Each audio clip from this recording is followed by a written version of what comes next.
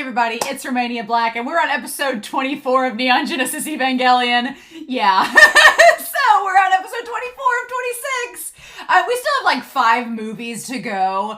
It's, you know, it is what it is, but we only have 3 more episodes of the series, and episodes 19 through 23 have been just absolutely bonkers, and it's just like the roller coaster is just flying and does not care if you fall off at this point. So I have a lot of notes. I have so many. I have like 2 full pages of notes from episodes 21 and 22. And so I still have episode 23 is out on Patreon, episode 22 is out on YouTube, and there's just been like a plethora of comments for them. And so I was like, I have got to go ahead and get through this first. I've got to get through these first before I get to those comments. So I was going to write down the comments for episodes 23 and 22 before I recorded this. And I was like, I'll have like 6 pages of notes. Nah. So we'll just move whatever comments were from 23 and 22 over to episode 25 and just do that. So and that way that kind of helps me stay ahead of spoilers if something accidentally gets chucked in there. So I do want to do that, but I have a lot of comments, so this is going to be a long intro, but y'all are old hat at this point with that. MC1236. I guess let me start over. I guess I'll start on this page and go from here. Simon Lemon commented about the episode 22, the added scenes. That the intro with Kaji and Asuka, the train station where Kaji and Shinji are with Rei, where Asuka calls Kaji and she sees Shinji with Rei, Asuka screaming in the bathroom with Masato listening, the smiling doll and Asuka, the baby Asuka like comforting the older Asuka, and Rei pulling out the Spear of Longinus and it morphing in with the units, morphing as it hits the AT field. Those were all added. They're the best parts of the episode. I was like, are you joking? All that stuff was added. Left the elevator scene in, though.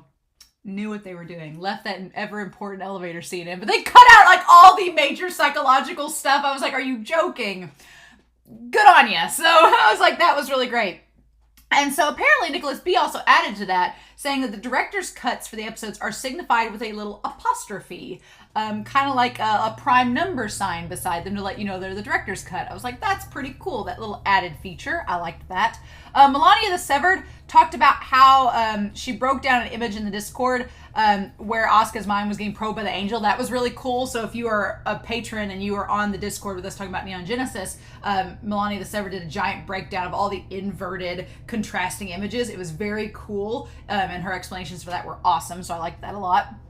Nicholas B. also talked about how the vision of Gendo that Rei sees in episode 23, or in episode 22, could tie back to episode 5, where he rescued her and he doesn't have his glasses off. I guess that is from episode 23, where his glasses flew off when he was rescuing her from like trying to get her, when he burned his hands getting her out of the EVA unit, so out of the entry plug. So there's that. In episode 23, Bright Girl talked about how Rei 3 is also referring to this as the 3rd Rei that we've seen. I was like, wow, number 3 coming in clutch, right? And how the original was not there. In the original episode, there was not Shinji's attack or Rei becoming the fluffy white cloud angel.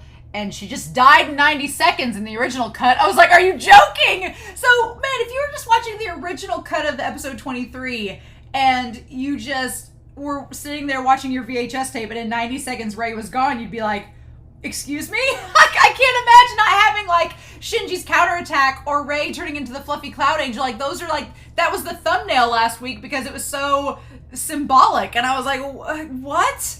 That just blows my mind what made it into the director's cut and what was in the original version. It's crazy.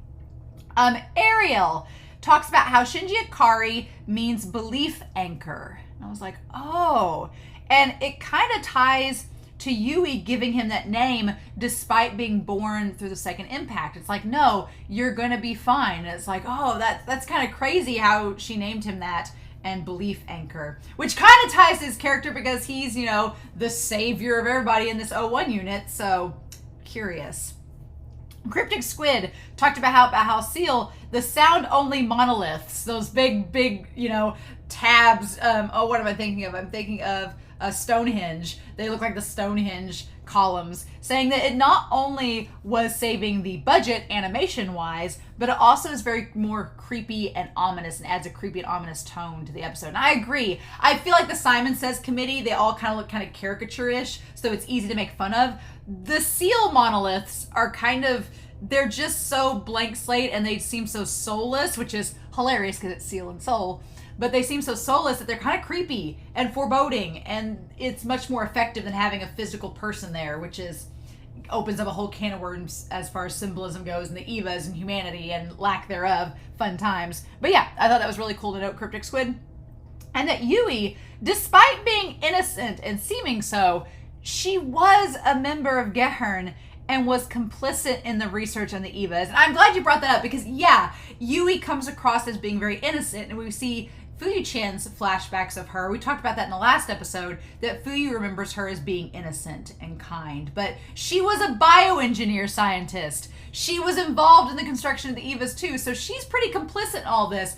I think that when we see her in the previous episode telling Shinji, I'm doing this for you in a bright future, it comes across as being something good because it's like, oh, she's helping her child have a better future. But I'm like, there is a little bit of a creepy, ominous undertone to that. And we still have 3 episodes, so I'm wondering what else we're going to get with Yui as we go. But I'm glad you brought that up because, yeah, it is important to realize Yui was a member of this association and was heavy into the science and all the stuff they were doing with the Evas. So it's good to not forget that. Good to note. Jimmy Russell talks about how Kaji was likely not killed by anybody at Nerve or under Gendo's command. And I was like, yeah, we still don't know who shot Kaji. Still don't know.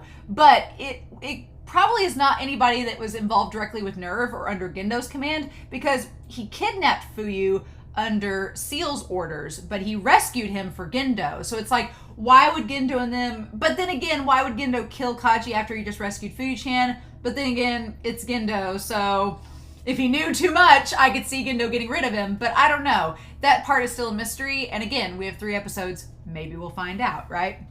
We get a little bit more as we get closer to the end, so maybe we'll find out the answers to those questions. Or they'll just leave it as a mystery and we, the audience, have to try to decipher what the answer is.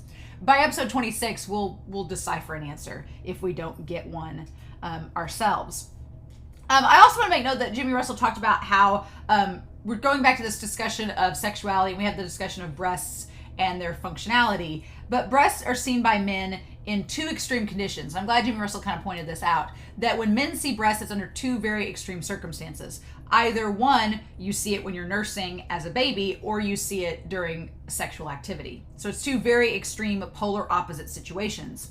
And so he tied that to Fuyu-chan possibly being jealous of Gendo and his relationship with Yui, which we've talked about previously, and how, he was eyeing Yui and, kind of looking at her and seeing like her bra underneath her shirt, but also tying to the fact that Kaji was talking about how he'd like to die in between Misato's breasts, like comforted by her. So you have Fuyu, who feels guilty seemingly in episode 21 because he's eyeing Yui in a sexual way, even though he knows she's married and has a child, and then he sees her holding Shinji and he feels guilty because he's like, God, I'm fantasizing about being with Yui when she has this kid literally in front of me. And then you have Kaji, on the other hand, who is looking to Misato's boobs not for sexual intent, as he tells Shinji, but just for comfort. It's the end of the world. He just wants to be with her for comfort. So it's cool, that kind of polarity and that contrast between them. It's very interesting. And then also Jimmy Russell questioned, how did Gendo move up the ranks so fast, so quickly? Seriously, he was supposedly like a bar brawler, and then he basically, I suppose, used his wife and her status to kind of move up through the ranks. But it is crazy how quickly Gendo moved up in Nerve. Well, I guess he founded Nerve, so I guess he didn't really move up the ranks. He made his own company. But how quickly he moved up Garen, that's really interesting. GSMD talked about how Asuka was angry at Rei, declaring that she would die for Gendo. And it makes a lot more sense now, knowing Asuka's backstory, that Asuka was mad at Rei because, like, oh, you die for your parent, when her own parent, Asuka's own mother, was asking her to die with her, and Asuka couldn't do it. So there's that added guilt and trauma that Asuka is kind of repressing. And then she sees Rei and Shinji are able, in Asuka's mind, to, like, completely go with the flow and be willing to die for their parent and do anything for their parent, despite them being not necessarily the best people, and Asuka just doesn't understand how they do it. And so it's good to note, GSMD. Glad you did. Nitnal talks about how Shinji and Asuka have 1 foot in adulthood and 1 foot in childhood, which I thought was a really cool way of putting things. And they could comfort each other, but something is holding them back, aka the hedgehog dilemma. Like, we could have nice things if these kids would all just get in a van and go to therapy, but we can't have nice things, so that's not happening. But I do like the idea of them, they're in this weird puberty area between adulthood and childhood, and it's not going so well. So that was good to note. Also, I really like this idea here that the episode ended with the caution tape between Asuka and Shinji, which fits. And I'm quoting Nitnal directly. It acts like a warning, making them hesitant to reach out fully. But in reality, it's just a piece of tape, and it could easily be torn down or jumped over if one has the courage to. Yeah, they could literally do it if they wanted. But if they wanted to do it, they could reach out to each other. But they're letting something get in the way that isn't even a thing. So that was really cool to note. I like that you said that. Christopher Peterson, I'm glad Christopher brought this up. What is Gendo's endgame? That is one of the big questions in this series. What is he wanting out of all this? Because Seal seems to have an agenda. They want the EVA units created, whether to harness the power of the angels or of God or whatever. There seems to be a kind of somewhat clear-cut reason why Seal is doing what they're doing. But what's Gendo's endgame? We don't know. So I'm guessing the last 3 episodes, we might find out, right? You know, is it different than Seal's? Or is it the same as Seal's just for Gendo instead of Seal? That could be too. You know, Gendo's like, I want this for me, not for you, sort of situation. And then, yeah, Christopher asks this question, are we supposed to root for anyone other than the angels? And I'm like, yeah, the people in Nerve and everything are kind of horrible. They're kind of horrible people, and Seal are horrible people. So it's like, who do you root for? Who should Shinji root for in the midst of all this? What do we do? And we'll go back to that, Christopher, that comment, because Bright Girl has something that I want to bring up, or it might be Melania the Severed, but we'll tie back to that comment and the idea of who do we root for here shortly.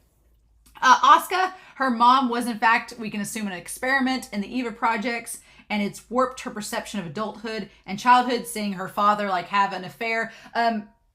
Asuka, yeah, Christopher was also noting how maybe it was the dad on the other side of the door having the affair with like this mistress or whatever, and Asuka heard them having sexual, you know, like relations, and her perception of adulthood is kind of warped because of that, because all she's seen from adults is that they have sex and things happen, and so she assumes that that will make her an adult. She needs to do that, so it kind of explains why she has had these advances on Kaji this entire time. And Christopher Peterson notes that, yeah, Kaji did intend to do well by pushing her away and being like, hey, you're a kid. No, this is not right. But he also did some damage too, because that just further like hurt her psyche even more. So Asuka's just got a lot of issues.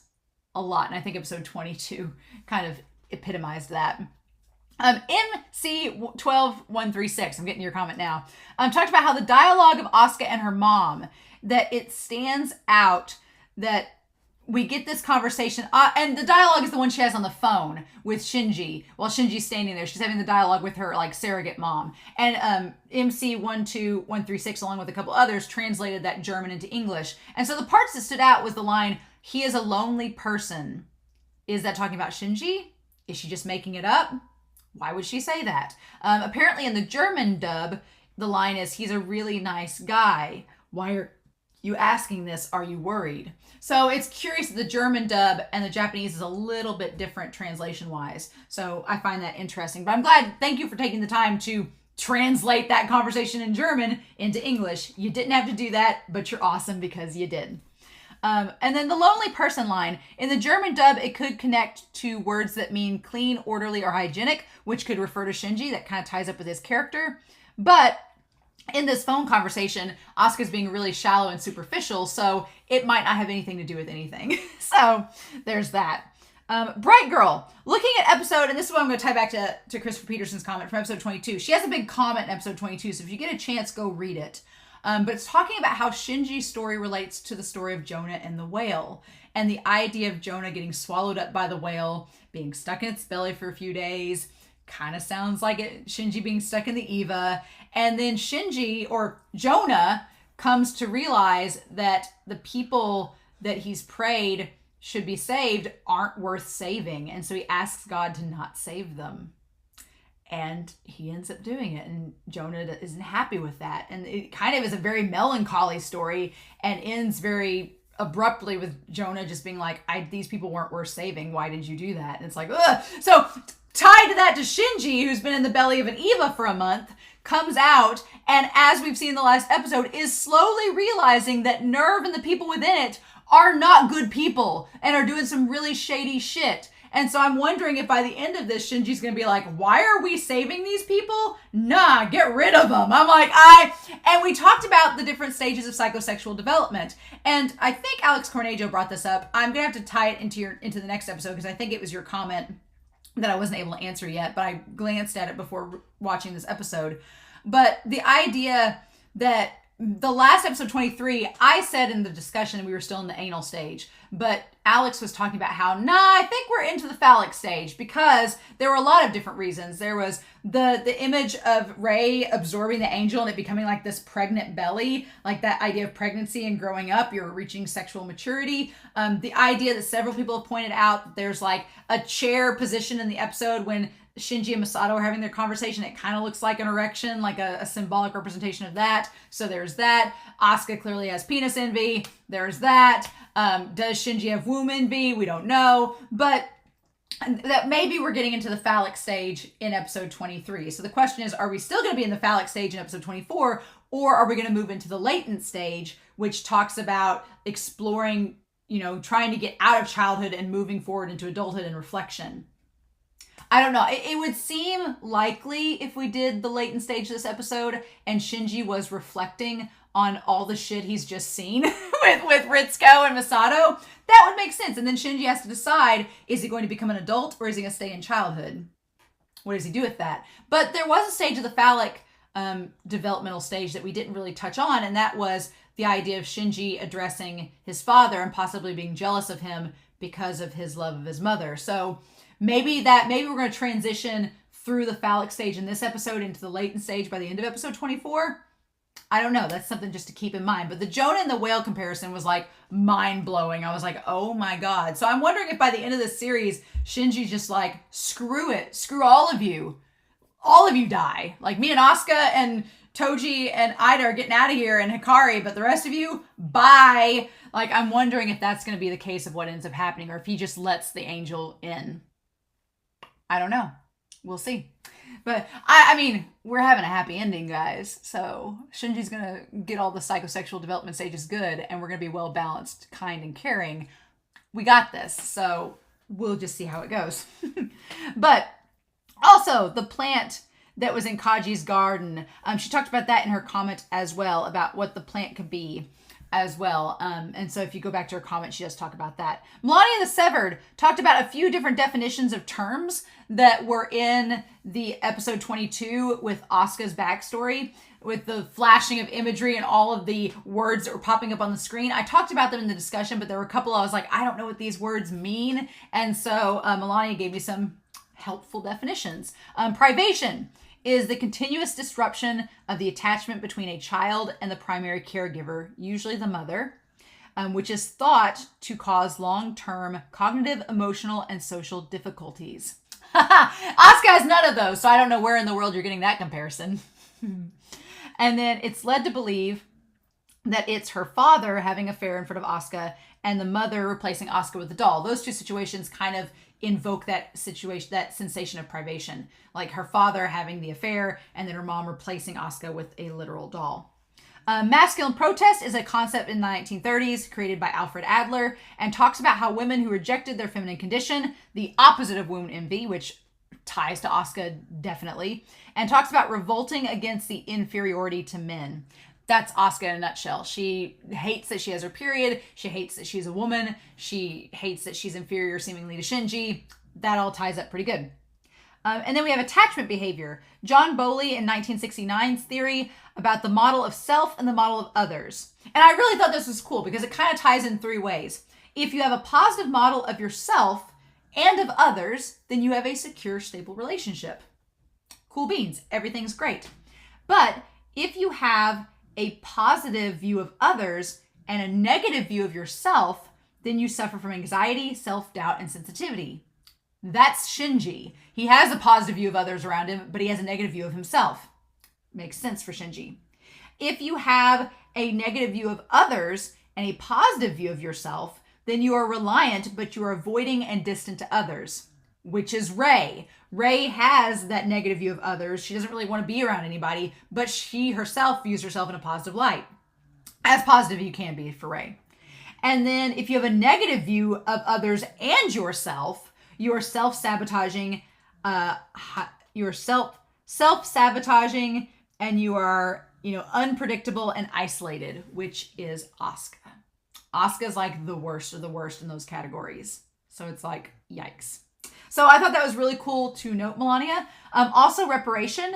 Melanie Kahn's 1921 theory about how children go through positions. And there is a paranoid schizoid position that infants go through where they're only concerned with their survival of self, and they're very single-minded in terms of how they love and hate objects. And then as they grow older, they enter the depressive stage, where they figure out that good and bad objects are actually just different aspects of the same thing. And so they could harbor guilt for having loved said objects when they realize they're not all good. And they try to repair this mental image of the hated objects they hated for so long, but realize they're just the same as the good objects, just seen from different perspectives. So yeah, all three of these kids, Shinji, Rei, and Asuka, are kind of going through this, figuring out that good and bad is a very subjective, abstract concept, and it often applies to the same thing. So that was really cool. And then Asuka and Shinji are trying to repair the image of their parents, both Shinji with Gendo, as well as Asuka with her mom, and trying to justify her mom's actions, just as Shinji is trying to say, well, my dad couldn't be responsible for my mom's murder. She was smiling. She was happy. Things were going well. All that fun stuff. And then finally, Alex Cornejo, I did comment with you, Masato drinking coffee at her desk is just adding on another addiction now that Kaji's died. Adding on another addiction post Kaji's death. Like, she was having alcohol and now she's having coffee on top of it. Not good for your heart, girl. And then Neon Genesis Evangelion focusing on the non-space of trauma. This was really cool. So we've seen constantly throughout this show, car rides, elevator rides, rides down escalators. In all of these, what Alex describes as non-spaces. They're just these self-contained tiny areas where characters are able to shed their personas and be who they really are, which is pretty interesting to think about. So I was like, and yeah, you can tell, like, trains, escalators, elevators, car rides, like, those are all situations in which we've seen these characters kind of go through existential crises, but also like be themselves and kind of shed that layer, that facade of how they present themselves to others. So I was like, good to note. So that only took me 22 minutes to get through everybody's comments. You can see now why I stopped. I was like, I had 2 full pages of comments and I was like, oh shit, that's going to be a lot. I'm going to wait and address all of the plethora of comments for episodes 23 and 22 for episode 25 next week. So, but thank you all for commenting. So many of your comments have been just like, they've helped me so much get a better handle on the series. Nicholas B even like added on, they went back and got like the original director's cut, like the unedited, unfiltered one, and like went back and put it in the Discord. It was really cool. I watched it at lunch today before sitting down to record this. I want to make note, in the scene with the tanks of Rei, if you watch that old version, there's like images in the background of the tanks as you go. Like images of it. It looked like Gendo either with Rei or Yui, but they had angel wings. And I was like, what? And there was like little images from the OP in there, like the runes, and like images of men standing there. There are all these little images that I was like, this is adding like another layer to it. So I'm curious to see what's going to happen. But this is the director's cut. It is 26 minutes. Episode 24, y'all. Let's see what happens. So in any case, we are going to start episode 24 of Neon Genesis Evangelion. And we are going to start that here in 3, 2, 1, and I'll see you all on the other side.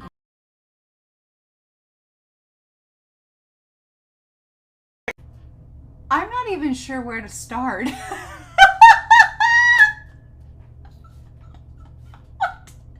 What? I nearly texted my brother, but he works night shifts and he's asleep right now, so I'm gonna wait because I don't want to wake him up. But I might text him WTF. This might have been the WTF episode. Oh my god! First of all, thank you from the bottom of my heart for not spoiling this. This was incredible. This was an experience. Oh my god. I felt like I was like lightheaded. Like, what is happening? What is going on? Kaworu Nagisa. Any character in anime named Nagisa is going to be one, a ray of sunshine, and two, possibly a harbinger of death. So he's the 17th angel. It should have been clear. It was such foreshadowing of Toji being the 13th angel that it should have been, and the angels have been evolving throughout this entire series, going from being like even down to microscopic to like evolving and gaining access into the Evas. It was only a matter of time till we got an actual angel that had a humanoid form. It was only a matter of time. Born on the second impact. There's a lot of just prophetic lore that Nagisa was spouting off during this episode, and I was too floored by him and Shinji's bisexual awakening to really be like, what is happening? So, oh my god. Wow. I was sitting here during the end credits being like, where do I even start? We got to go through chronological order to get there. But the only thing with Asuka, like, I feel like Asuka was just like shoved away. Like, nope, she's done. Like, she failed the psychosexual analytics test. She's out of here. And she's in the she's hospitalized. So at least she's in a place where people can take care of her. But God, the imagery of this episode, Nagisa, okay, there's a part of me that is like, I don't want y'all to answer this question, but there is a part of me that knows that the Rebuild movies are a secondary canon. They're like a recontextual. I don't want to know the answer to this question. I don't want y'all to correct me either if I'm wrong, because I want to go into the Rebuilds with as blank of a slate as possible. But I do know that the Rebuilds, from what and they're rebuilds, so the title itself kind of lends it to think that. But from what I know, they're kind of like a secondary canon. They are a reimagining of the story. So, and there's like 4 of those movies. There's the 3 Rebuilds and Thrice Upon a Time, all the 3s. So I wonder if Nagisa is going to be a character again in the Rebuilds. I hope he is. I freaking love Nagisa, and I can't believe he's only here for 1 episode. Damn it! Ah! This episode, I'm just on cloud 9. I'm so giddy. I'm so giddy because this episode was wonderful. It's one of my favorites, and it was just the most bonkers thing. And we got so much in it. There's so much that just like get dropped. I feel like Anno's like, I could have made this series like 30 episodes long, but let's just make it 26 and go. And I'm like, ah. So we still have 2 episodes left. Okay. Oh my God. I feel like maybe we are in the lenient phase, like between the phallic and the lenient phase. I feel like we are definitely floating between the phallic and the lenient phase. So let's go ahead and I'm going to put it up here in the corner, the phallic and lenient phase. So, because we do have kind of elements of both, I feel. And I feel like just like on the chart, episode 25 will go into the lenient phase more, and then we'll round out with the gentle phase in episode 26. Shinji gives no shits about Gendo anymore. He's like done. I'm like, Shindo bothers me a little bit because I'm like, Shindo has just gone through the ringer and came out the other side, and it's maybe not good. But we'll talk about that as we go through this episode. There's so much to go through. There's so much to go through. Oh my God. Okay. So yeah, I'm gonna skip the intro and just skip the OP. Not that we need. I'm glad we had it, but. So before we even get into Nagisa, he's like, he comes in comes in late in the game. An 11th hour, I'm getting Banana Fish vibes, an 11th hour major character. I feel like it's like Fox from Banana Fish. They just come in the 11th hour and you're like, why are you here? What is happening? So, oh my God. But okay, so Asuka, we're going to put her up here. I'm going to make sure y'all can see that of Asuka. Asuka, and that marker is super not good. Yeah, all right, we're gonna put Asuka right here. Girl is trauma city. Trauma City. I was like, okay. When we found out that she killed herself, that the mom committed suicide, I thought, like the sweet summer child that I am, I was like, there's no way that Asuka saw her mom die. No. I mean, she probably heard about it. She probably saw her mom's dead body, but she probably didn't witness the actual death. Anno wouldn't do that. No, he would. He would, and he does. And it's like, why are we surprised? But she's like, Mama, I've been chosen. And talks about how I'm an elite pilot chosen to protect all of mankind. As she's running, I want to make note that the color of the path that she's running across is the same, like, sickly orange that the LCL fluid is. It's like just that same sickly orange color of the LCL fluid. But Asuka, the idea of being chosen and being elite and being to save all of mankind. So it's really curious to see the parallels and the contrast at the same time of how Asuka like answered the call, because there's like a trope in literature where you answer the call. You either reject it or you answer it. And Shinji at first, when we started the series, he rejected it. He was like, no, I don't want to be a pilot. I don't want to save all of mankind. I don't want that responsibility. No. But Asuka, she takes it as she's been deprived of attention her entire life, and her mom and father have basically ignored her. And so she's like, I need to prove my existence and prove that it has, you know, it's worthwhile. So she's like, look, I'm chosen. I'm elite. I'm saving all of mankind. Aren't I worth you looking at me now? Like, she makes that big plea of look at me. Like, that is her plea. And the sad thing is, it comes too late. It all happens too late. And maybe we don't know if her mom knew that she was chosen as an EVA pilot. If her mom knew that she was chosen, maybe that's why the mom committed suicide. Because she didn't want to see her daughter go through that. I don't know. But she says, I'm the best in the world. And God, I love and hate the imagery of the door opening. Because it just keeps opening. It is a psychological, traumatic, like, repetition. Like, she just keeps going back to that same door opening. And it is a source of her trauma. Because, yeah, if you opened up that door and saw your mother had hung herself, that's insane. She's like, I'll tell you anyway, just for you. Everyone will be nice to us from now on. We won't be lonely anymore. So yeah, she's like, we won't be lonely, and everyone will be nice to us. To us, not just to her, but to her mom too. She's like, everybody's gonna be nice to us because I'm this elite pilot. You know, we won't be lonely anymore. We'll be fine even without dad around. Like, so her dad has left her. Like, her dad abandoned her. So she's dealing with like her dad being gone. She's dealing with loneliness, with all this. Obligatory Attack on Titan reference, but it's like, if you've watched season 4 of Attack on Titan, everything with the warriors, with Reiner, the idea of his estranged father, the idea that the warriors are doing it because they are elite and because they're saving all of Marley, they're saving their people, they're doing all these things, so that the whole thing of Bertolt being like, someone find us, someone look at us, someone like all of those thematic elements that the warriors face in Attack on Titan, it's Asuka. It's like, break her down into 9 different warriors and you can take an aspect of her and implant it in any of them.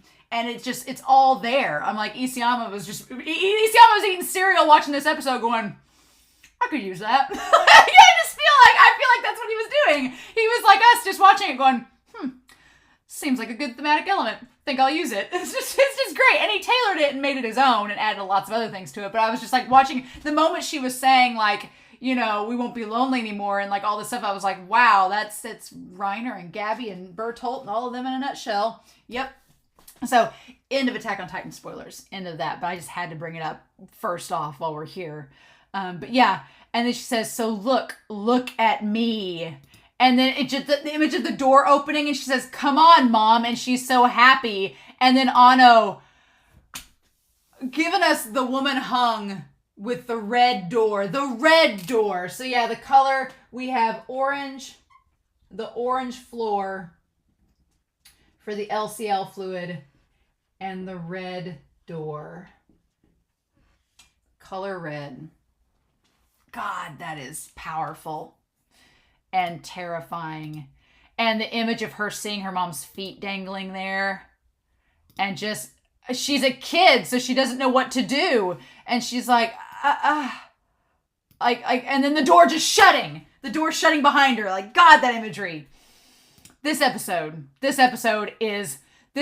image-wise and like visual storytelling-wise, mwah, mwah, chef's kisses all around. Episode 23 was good. I liked episode 22 a lot, and I liked episode 21 a lot. This episode's my jam. I'm here for it.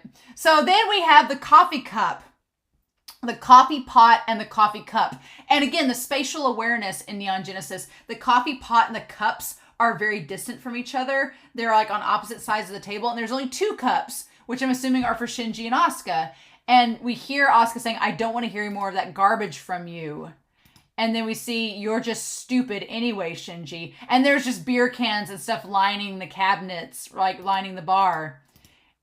And then he says, how many times do I have to tell you Kaji's gone? So at this point, we're going to put Shinji. We're going to put our second player of the episode, old Shinji, right here. And Shinji, he knows that Kaji is dead. Shinji's figured it out by now.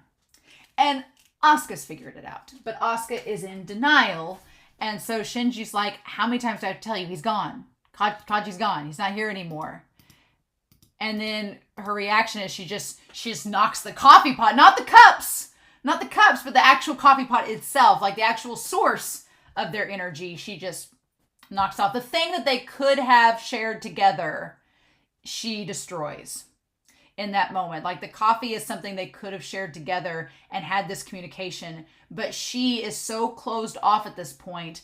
And now that we see that she saw her mother die, the one caregiver that she had, her original mother, she's seen her die. Her father abandoned her. Kaji is probably the next closest person that she really connected with. He's gone. So she has to process that. And it's just like, there's a wall there. She's like, I can't do it. She's like, nope. And so she lashes out and just won't sit down and talk. And just her, like, she looks so thin, like her, you can see her collarbones. And her face looks thinner and her hair is a mess. And she says, you're lying. And then it just cuts away. And then what I love that this series does is the symbolism of the light. We've seen the light in Shinji's room be used time and time again. We've seen the light in the hospital be used time and time again. And now it's the sun. Like the sun outside shining down on Asuka. But Asuka going to this like dilapidated, destroyed house to the bathtub and like taking off and neatly folding up her uniform. It's very reminiscent of Rey, but the tub is empty. There's like nothing in the tub. She's just sitting naked in the tub and there's nothing there. So God, what a shot. That image of her, it's absolutely like haunting because she's just in the tub. There's like the linoleum and everything is destroyed, but her uniform is neatly folded. So at this point, she is so traumatized by everything. And she has the whole thing that like the sync rate is 0. Like she's just cut off from everything. It's just like, it's no good.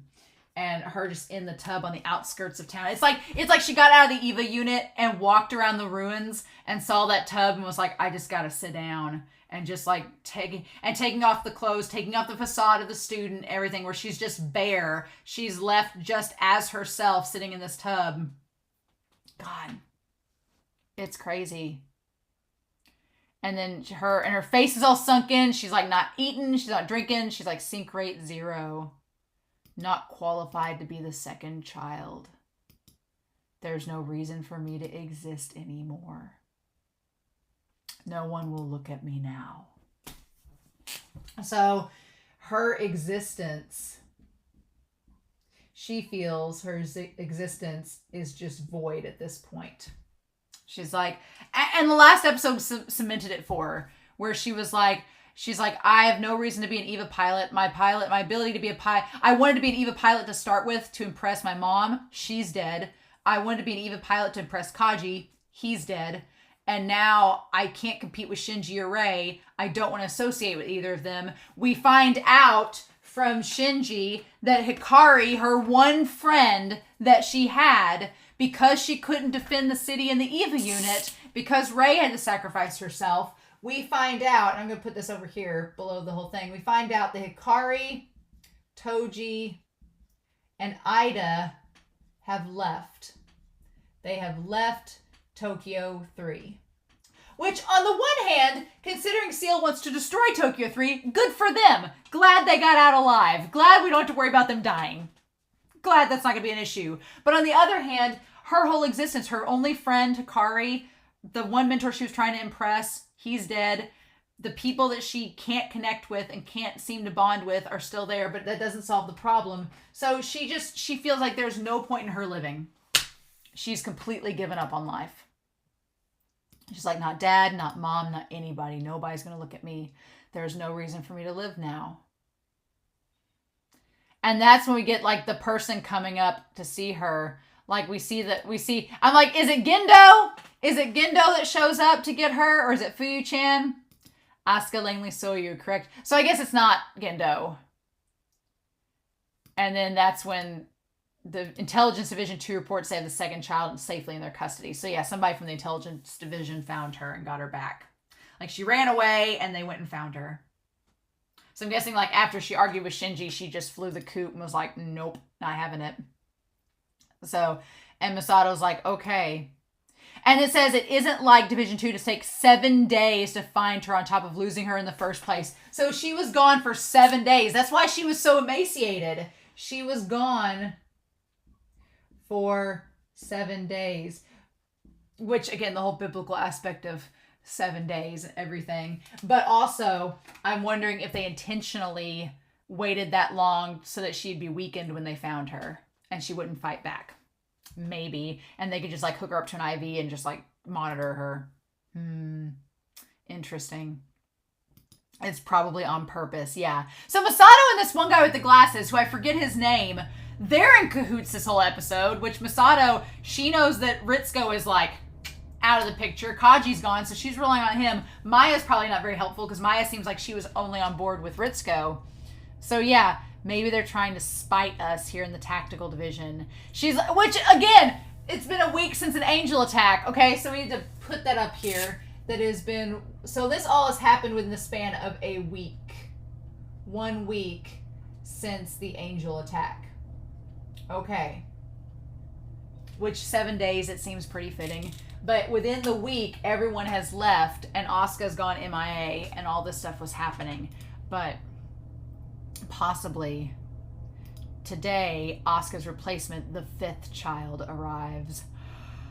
I'm in love with Nagisa. Oh my god. His design, his attitude. He was like a breath of fresh air in this show, and then you find out he's the damn harbinger. He's the antichrist. That comes up to like signal the apocalypse. He's literally like the antichrist. Okay, we talk about Nagisa. I kind of love him, and I wish he was around more. So I'm hoping, fingers crossed, don't tell me, but fingers crossed he's in the rebuild movies, because that will be great. I really want him to be back. Everything is just too perfect. Yeah, it just so aligns that they find Asuka the day that the 5th child arrives, which we will designate the color black for Nagisa, because I want to. Nagisa, my dude. The 5th child. Funny, wasn't his Eva the one that disappeared? Wasn't his Eva the one that disappeared from the US? Ha ha ha. Funny that. Shows up anyway. Everything's just too perfect. And there's like a heat wave going on. And we cut to Shinji in his room with the light. And he sees the rays, right? And he says, Rei Ayanami. I got that feeling I got really was her. So yeah, the feeling while he was in Eva was from her and the dummy plugs. That's why he was. So Shinji is realizing. So Shinji is connecting. He is connecting the reason that Rei has been in his mind. Because now he knows that she was part of the dummy plug system. There was a commenter on YouTube, and I'm very sorry I've forgotten your name because it slipped my mind. It's gone blank. This episode has melted my entire cerebral cortex. But there was a commenter that was asking me in the comments on Patreon, why do you think that Ritsuko brought down Shinji even before Masato showed up? Because was Ritsuko expecting Masato to come? I don't think she was, because she seemed pretty surprised when Masato was there. So why would she bring Shinji down?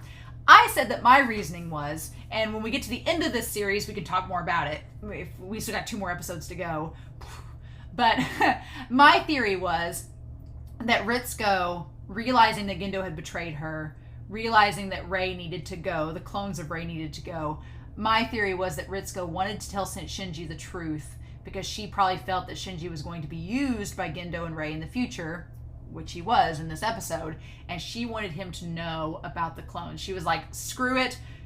If I'm taking them all out, Shinji at least needs to know the truth. And she asked that question like, your mom disappeared. Have you remembered that? Like, she wants him to think about that too. So those questions are kind of thrown up in the air. But I feel like, for me, I think Ritsuko wanted Shinji to know the truth before she destroyed the Reis. And then Masato just showed up, so it was like a 2-for-1 deal. She's like, well, I'll tell you both the truth since you're both here. Right? And so Shinji, like my mother. He's like my mother. So yeah, clearly, and I'm going to put Rei over here and say that there is definitely a connection between Rei and Yui. Now, is Rei a clone of Yui? Is she the daughter of Yui that was made out of her genetic material? She was made in a lab, so I don't think she was physically born out of Yui. But was she created from Yui? We don't have confirmation yet. I don't want to know yet. I know we're going to get confirmation probably in the next 2 episodes or End of Evangelion. One of those 3. So I don't want to know yet for sure. But Shinji is making the connection that Rei, Ayanami, and his mother... What are you doing, Father? The question is, who are you doing, Father? Because apparently Gendo's getting the most action out of any anime character in the entirety of any anime I've ever watched. I'm like, why Gendo? Somebody was commenting, they're like, well, maybe Gendo was the last person available. I'm like, Fuyu-chan is there! Fuyu's pretty good looking for a guy in his 60s. I'm sure 15 years ago he was even better looking. I mean, in the flashback, he ain't... I wouldn't kick him out of bed for eating crackers. Let's just say that. Like, Gendo's creepy. Why? Even the guy that Zinx Voice actor plays, he's good looking. The glasses guy's good looking. There's some decent looking guys in Evangelion. It wasn't just Kaji, but Gendo? I mean, if it was down to Gendo and the Simon Says Committee, okay, I get why. But he's not the only guy out there, ladies. So Shinji's also connecting. He's connecting Rei and Yui and questioning Gendo's motives, which we'll talk about Gendo in this and his freaky hand that they showed us for 5 seconds. And I'm like, wait. So we're going to talk about that too. But yeah, he's asking, I love that in this episode for the very first time, we get that rug, that area rug under Shinji's bed. It looks like an AT field. It looks like an AT field. It's that weird diagonal pattern. It looks like an AT field itself, which Nagisa explains what that is in this episode. I'm like, thank you, Nagisa, for coming and giving us the exposition that we need. There's so many good shots in this episode. I'm going to have to go back through and have a field day. But the shot of Ritsuko with the nerve symbol, like just giant on the screen, God's in his heaven, all's right in the world. Yeah, and Ritsuko is she's just slumped over, done with everything. Ritsuko and Asuka, we connected them together a lot in episode 22 and 23. Ritsuko and Asuka are in the same boat. And so I'm going to put Ritsuko over here and say that Ritsuko is emotionally done. She is just done. Nope, we're done. None of that. And her having this conversation saying, Commander Ikari, the cat died. And a lot of people were trying to say, like, the cat was a representation of something else. But I literally think it was her cat. She's like, the one I'd left in my grandma's care. I really think it was just literally her cat died. But the thing of it is that she didn't take care of her cat. It's kind of a metaphor. She loved her cat, but she abandoned it with her grandmother, and now it's dead. So it's like her relationship with that creature that loved her, she abandoned it, and now that it's gone, she can't get it back, and so she's having regrets. So, and she's just wallowing in it. She's like, I hadn't paid any attention to her for so long, but now suddenly I'll never see her again. And I kind of feel like that's kind of reminding of her relationship with her mother. She's like, she tried to distance herself from her mom so much and like say that and kind of make a name for herself and not rely on her mother's name, and she kind of abandoned her, that now, just like the cat, she's not going to see her mother again, and it's bothering her. She's like, these beings that I've formed relationships with, I've pushed them away because of my being a scientist, and now that they're gone and I can never have a conversation or a relationship with them again, I'm upset about it. So it's kind of all crashing down around her. Kind of like, it's like the cat dying is sort of like the Asuka's mom dying. It's like, and Kaji dying for Asuka. It's those connections, Asuka and Ritsuko, I never thought I would make in this series. But this episode and the last episode, they are there. Like, these two women are just emotionally just crushed, right? And Gendo standing there. And Gendo, all he can say, after she like pours her heart out being like, my cat died, like poured her emotional soul out, all Gendo responds with is, why did you destroy the dummy system? Because Gendo doesn't care. Does not care about her. And she said, I didn't destroy the dummy system, I destroyed Ray. Like, she's like, I'm putting a name to it, bitch. She's like, no, let's call the kettle for what it is. She's like, I destroyed Ray. She's like, no. And he says, I will ask you this once. Why? I love it. So she's like, I destroyed Ray. She's like, I destroyed your precious clones. And he asks her why. And she says, because I'm no longer happy, even when you make love to me. So I'm like, no! Why? I'm glad Masato has not had sexual relationships with Gendo. Thank God. But I was like, Masato and get Masato, her mother, Yui. I'm like, why? So, okay. So we're going to talk about this. So I'm going to pull up Gendo.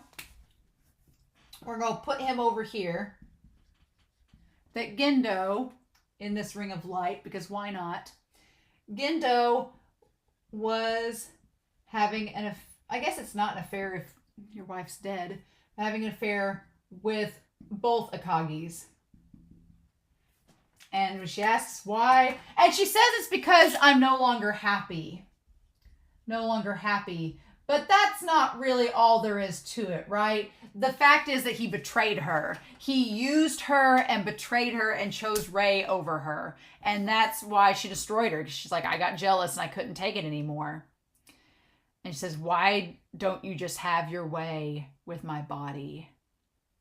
Oh, Gendo. And I'm sorry, but if you are a Gendo apologist, if you are a Gendo fan, I'm not going to judge anybody for their like of characters. I like some pretty weird characters in shows. But the fact that he was just using her, I'm like, nah. And then he just gave her up so easily. Nah, I'm not having that. But she is just like, why? Like, you did that time. So he's used her. He's had sex with her. I'm like, dude. And he says, I'm disappointed in you. I was like, God, Gendo. God. And she's like, disappointed. You never hoped or expected anything from me to begin with. She's like, I was just a pawn. She's like, you had no hopes for me. You were just going to use me and drop me anyway. So, God, Akagi. And it kind of, you can relate it to Masato in a way. I guess because Masato, she lamented that she just like clings to guys. Even though the only one we really see her cling to is Kaji, but clings to guys and throws herself at him. And Akagi's saying, I was no different. She's like, I tried to hide behind this scientist facade and think I was better than that, but this whole time she was doing it with Gendo. What is Gendo doing? That's the big question, right? Mm-hmm. Nothing from me, not anything, nothing. Which is very similar to what Asuka was saying. Asuka was like, no one, nothing, anything. It's very similar, the logic there. And then Gendo disappears along with the nerve sign. And Akagi just sinks further into despair, and it's all just pitch black around her. Oh my God. And she's just crying. What am I supposed to do, mother? And that's like Asuka too. She's like connecting Ritsuko up here too, that she like looks to her mother for guidance, and she's not there. Just like Asuka, just like her. It's the parallels between them are kind of crazy, but man, So it's funny that we get in front of Asuka's unit for this episode instead of the O1 unit. That we have Asuka's unit that's front and center. God, that's great. But Shinji's like, where's Asuka? So Shinji does not know. He does not know Asuka's location. Does not know where she's at. Doesn't know she's been taken into custody. Didn't know she went MIA. He just knows that she left and that she hasn't come back. And he's like, where is she? And then I like Shinji being stern in this episode. Shinji is like really expressive in this episode, like emotionally. Like he's very stern. He's like, well, what's the point in seeing her? She's just going to yell at me again. And so he's like trying to rationalize why he should go find her. And he's like, what would I talk? He's like, what would I do if I saw her? Would I talk about Ayanami? She hates Rei. So what good would that do? And then we see that with the site where the Halo Angel like was blown up from Rei, like engulfing it. And so we see that.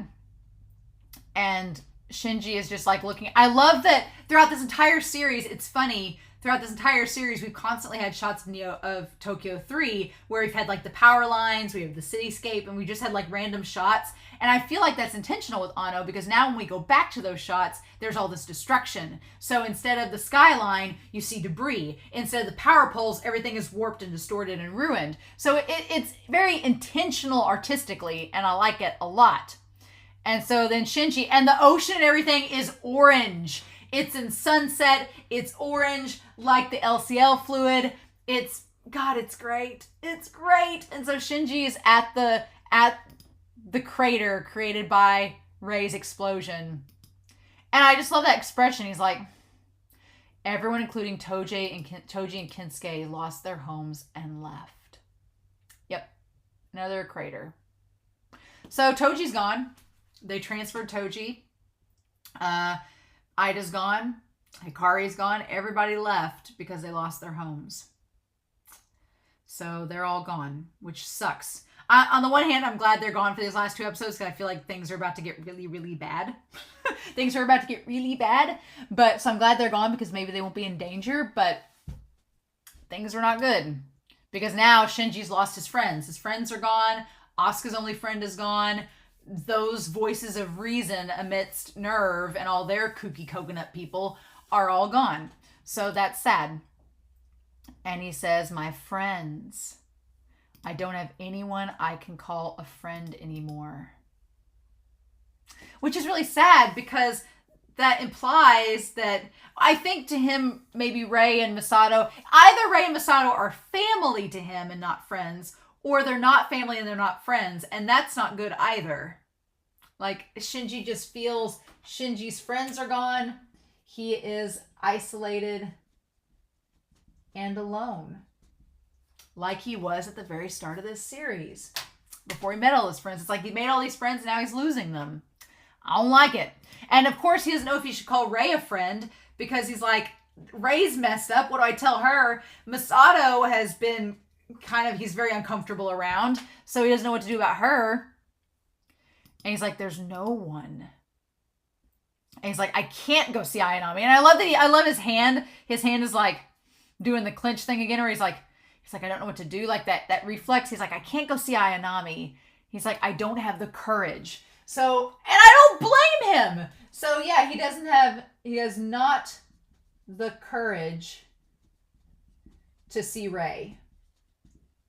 Because yeah, what would you do? Like if you had just been to a secret laboratory and found a tank full of clones of this girl you thought was your friend and found out that she's maybe not who you thought she was and she's a clone too, you know, how would you react to that? And so he's like, yeah, I don't have the courage to go talk to her. What am I going to say to her? Like, does she even know she's a clone? Like that'd be so awkward.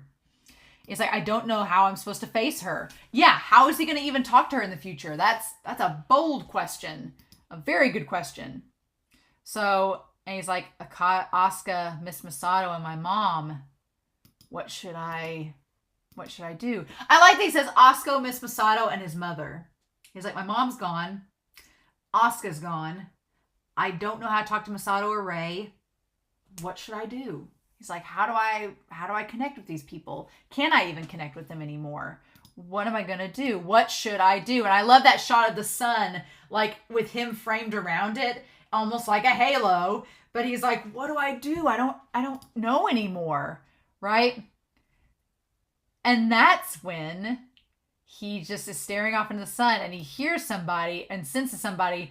And it's this guy sitting on top of the rock that's shaped like the angel. That should have been the biggest damn clue. That should have been red flag number 1. Should have been the red flag. When he was talking to Seal and Masato was looking up through the binoculars, he was sitting on top of the statue of the angel. Should have been a red flag. Should have been it. So yeah, he is on the statue of an angel.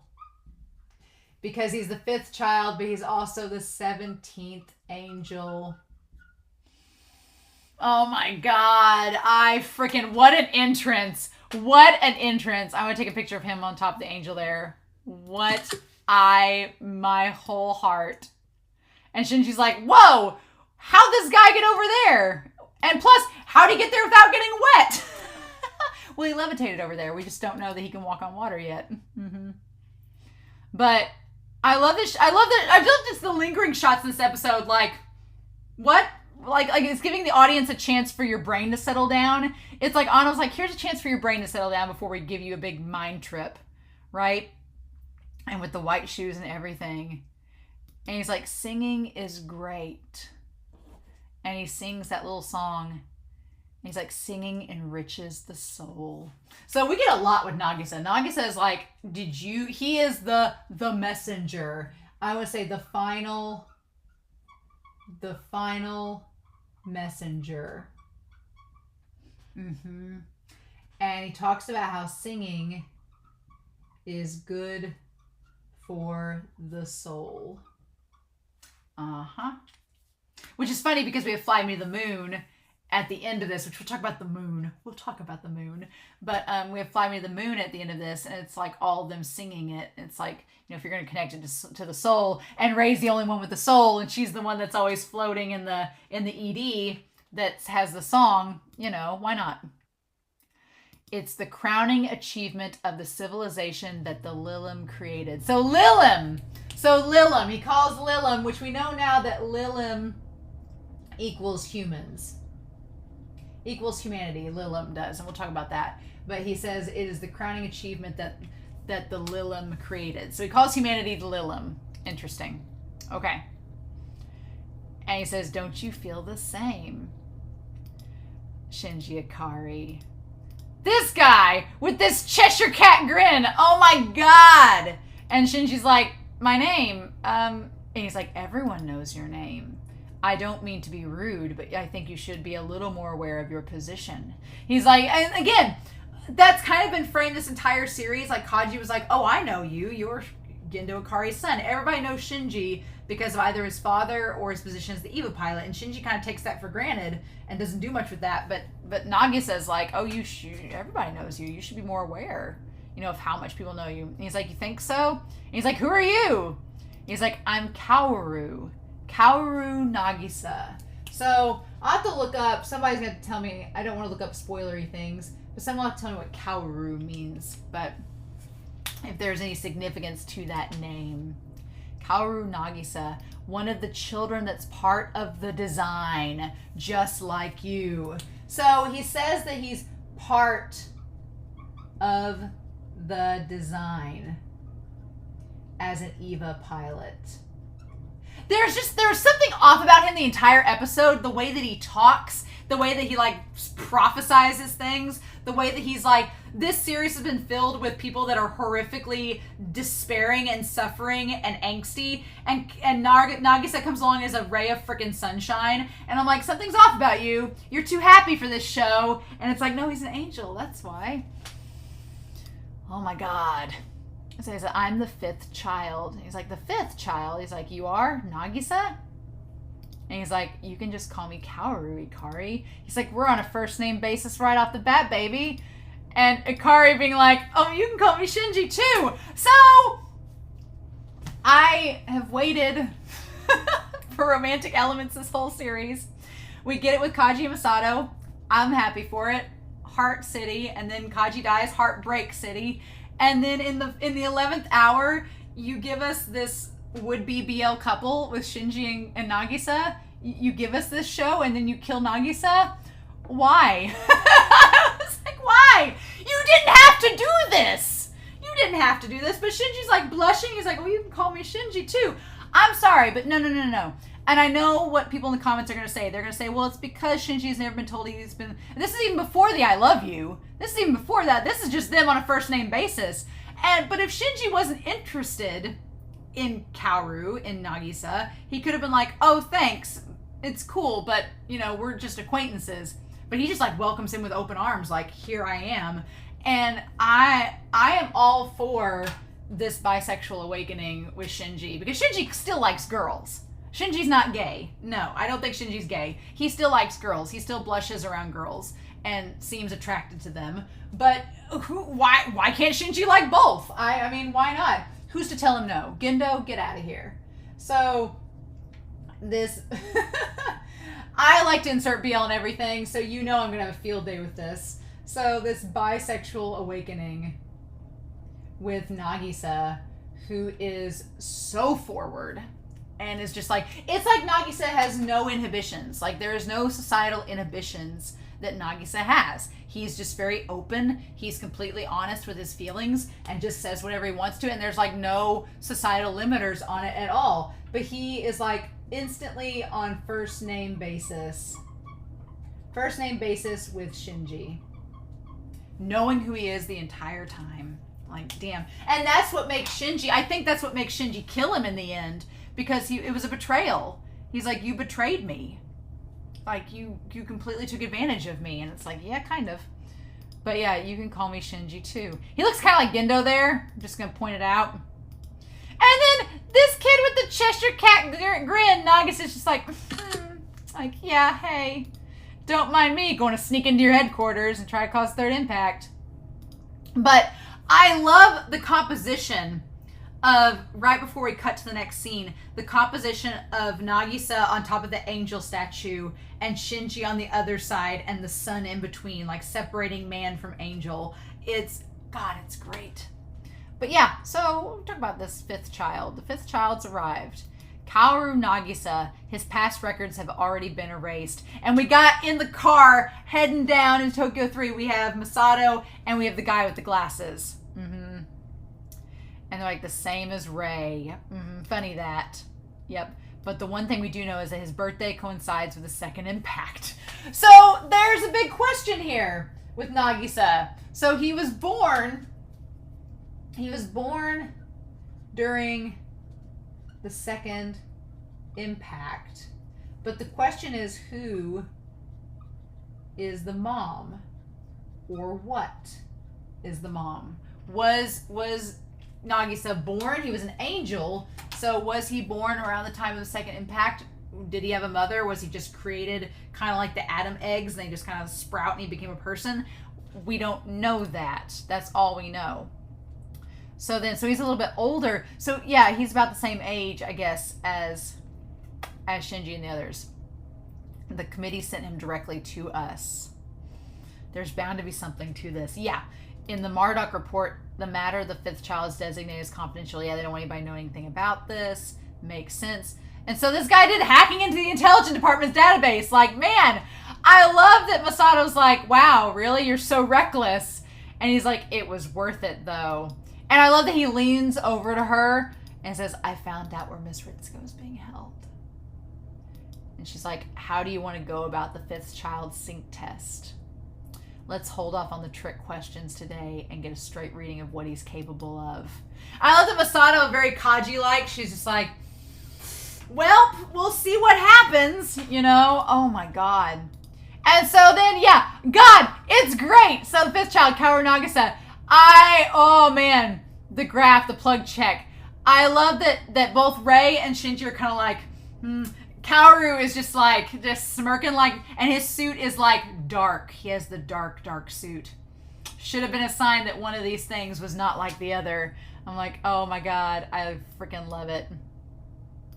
And so anyway, we get to the actual sync test, and Kaworu does exceptionally well, lowering it to another 0.3. And they're like, yes. And Kaworu is doing like great, right? Or he's saying, are these data readings accurate? Fuyu-chan's just done. Fuyu-chan is like, I've about had enough of this. You could tell Fuyu-chan's just kind of struggling with everything. He's like, there's too much shit going on. I don't like this.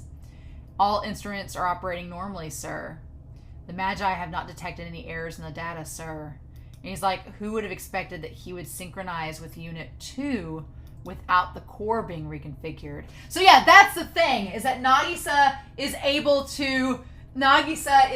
to sync with O2 without the core configuration. Funny that.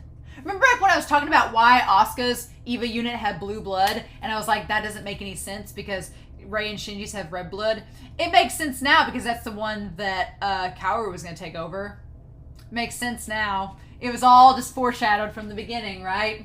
So yeah, Kaworu is able to synchronize with the O2 unit from the start.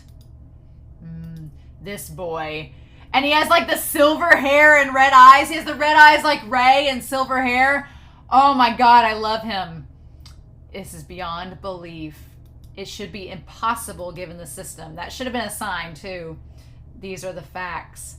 Accept the facts what they are and then investigate the why behind them. I love that. So Masato, I'll put Masato up here.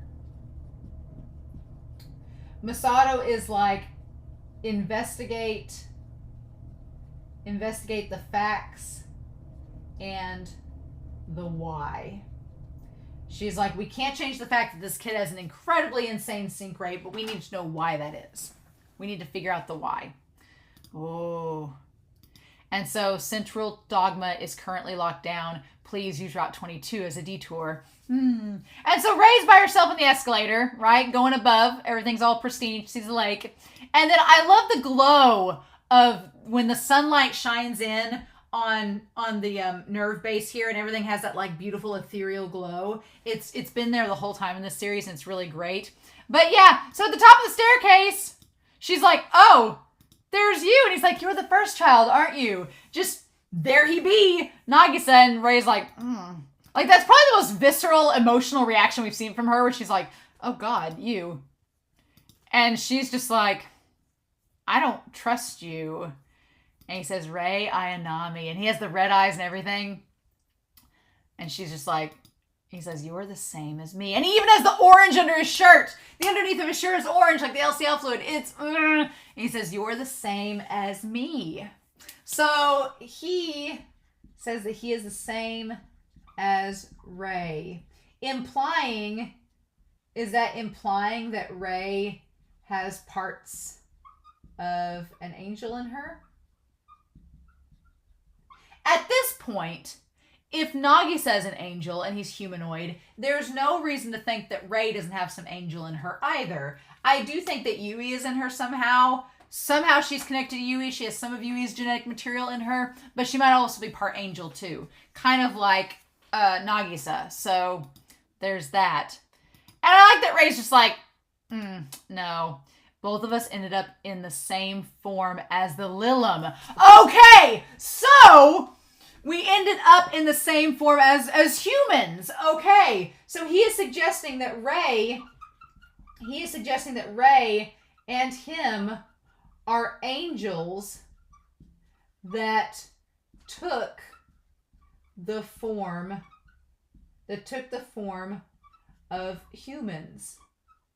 That's what he's suggesting. He's like, no, we just happen to take the form of humans, but we're angels and we can talk and think. He's like, that's how this works. Which would make sense if Gendo has been trying to recreate the angels in their image to look like humans. So as part of Gendo's goal to recreate angels that are in human form, okay, and that can connect to the Evas that have a human soul. Something's going on with that. We'll keep that on the back burner. But yeah, Nagisa is suggesting that him and Rei were the only... So he's suggesting that he's like Rei. He has a human soul just like she has. But he's an Eva. Oh my... Or he's an angel. And while we inhabit this planet, we took this form while we inhabit this planet. Meaning that they are planning to go back to the heavens? To go back to the heavens when all is said and done? I'm getting kind of Jesus vibes with Nagisa a little bit in this. Getting some Jesus vibes. Just gonna bring that up there. But is it Jesus? Is it the Antichrist? I'm just gonna put a pin on that for now. Because, in the saying is that the Antichrist is going to appear to be really beautiful and kind and everything, but in reality is not. So is not what they seem, which would kind of tie with Nagisa in this because he appears to be human, but he's an angel. So I don't know, but he's basically saying while we inhabit this planet. So that implies, and I realize that Whiteboard Kun is probably going to get flipped over at some point, that while on this planet, meaning that they will go somewhere else when they die. Okay. And Ray's like, who are you? I love that Ray's her eyes narrow and she's like, who the fudge are you? What? No, and then it cuts away. He gives this existential thing. He's like, we're both angels. We're just on this planet for a while in human form. And she's like, why are you here? Who are you? What's going on? And then we cut to the boardroom with Gendo. The fifth child has made contact with Rei. I see. The Magi are pouring all of their resources into analyzing the data we got from the fifth child. And we still have no idea what he is. And we see Maya trying to look at the data. And Masato. Who in the world is that boy? I want to make note that she still has some coffee cans on the ground, but a lot of it has disappeared. She still has the cigarettes too, though. But she's cleaned up her desk a little bit. She's got a purpose now. She's got something. So it's funny that we have the door, do not enter without permission, I'll kill you without asking. But that was from Asuka. But it seemed like Shinji was inside. So... did Shinji just take her room? I like that shot of Masato, though. And then Pin. And she goes inside, and Shinji hasn't returned either. Or she was looking at Asuka's door first, realized Asuka wasn't there, and so she was just looking at the door, but then she went to Shinji's door and opened it. Okay. And she says, I failed as a guardian. So, yeah. Masato... saying that she has failed as a guardian. Saying that she's like, I was supposed to watch Shinji and keep an eye on him. I'm not doing my job. But she's also trying to infiltrate NERV and figure out who Nagisa is and solve all these questions. So she's like, I'm only doing what I can. She's like, I can't do everything all at once. And then we get Shinji. We get Shinji in the gateway like he's just hanging out. He has nowhere else to go. He's just kind of sitting there. And then we have gates 13, 14, 15, and B16. So I don't know if there's any significance to all of those, that he's standing in front of gates 12 through 16. I don't know if there's a significance to that, but he's there. And then out of 13, use out 3 to transfer, comes... Oh, out of door 13. Well, the 13th angel was Toji, so that should have been a clue too, that he was an angel as well. And they say use route 3 to transfer. Get that number 3 in there. And then Shinji sees him and he's like, "Hi, are you waiting for me?" And then he's like, "Oh, not really." But Shinji's so blushy. But here's the thing. And I know that I'm inserting all of the BL in this because it's happened. The flood, the heavens have parted and the light has shined down, and I feel like I can do that. But also, Shinji is not used to blatant kindness. If you think about it, other than Masato, Shinji has not had someone be blatantly kind to him this entire series. Now, Kaji was nice to him to a fault. Kaji was nice to him to a point where he had a conversation with him. Masato's had a conversation with him, but they're adults. And the other adults in his life have been awful to him. Rei has had nothing to do with him. Asuka has nothing to do with him. Toji and Ida were friends to him, but not like this. But at the same time, I'm like, why is he so blushy around Nagisa? Like, Nagisa hasn't said "I love you" yet. Not to him yet, but Shinji's just all like, "Oh, hey." Like, Shinji kind of is... Shinji hasn't been blushy around any other girls in this series, really, except for, like, the few times that he's seen, like, you know, accidentally when they got really close and he almost kissed Asuka. That's, like, the only time he's really been blushy. Or if he's, like, snuck a peek and saw, like, something revealing a part of their body, then he kind of got flushed about it. But I'm like, our bisexual King Shinji is realizing that he may have feelings for Nagisa. And because even his body language is like, "Oh, yeah." I'm like, oh, that's not really what I was doing. And Nagisa just gets right up in his space. He's like, "The regular tests are over, so all I have left to do is take a shower and go home. But the truth is, lately, I don't really want to go home." Yeah, and that's so sad because Shinji's like, he's like, "I don't want to go home because," he's like, "when I go home, it's like, there's nothing good there," right? He's like, I'm faced with Asuka's gone, and I'm reminded about that. Masato's busy. I really am all by myself, and I'm lonely. And he's like, I really don't want to go back to that life. Like, it just, that environment's not healthy for him. He doesn't like it. And so then Nagisa's like a place to return to. So Nagisa talks about the whole home, that Shinji says that he doesn't want to go home. And then Nagisa says, he's like, "Oh, home, a place to return to." So is he referring to that being like heaven?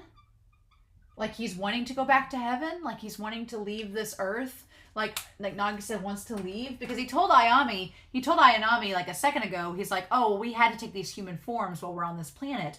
But it seems like he wants to leave. He doesn't want to stay here. And so it's like he wants to return maybe to heaven or wherever he came from, because he talks about a place to return to with Shinji. He's like, the fact that you have a home will lead to your happiness.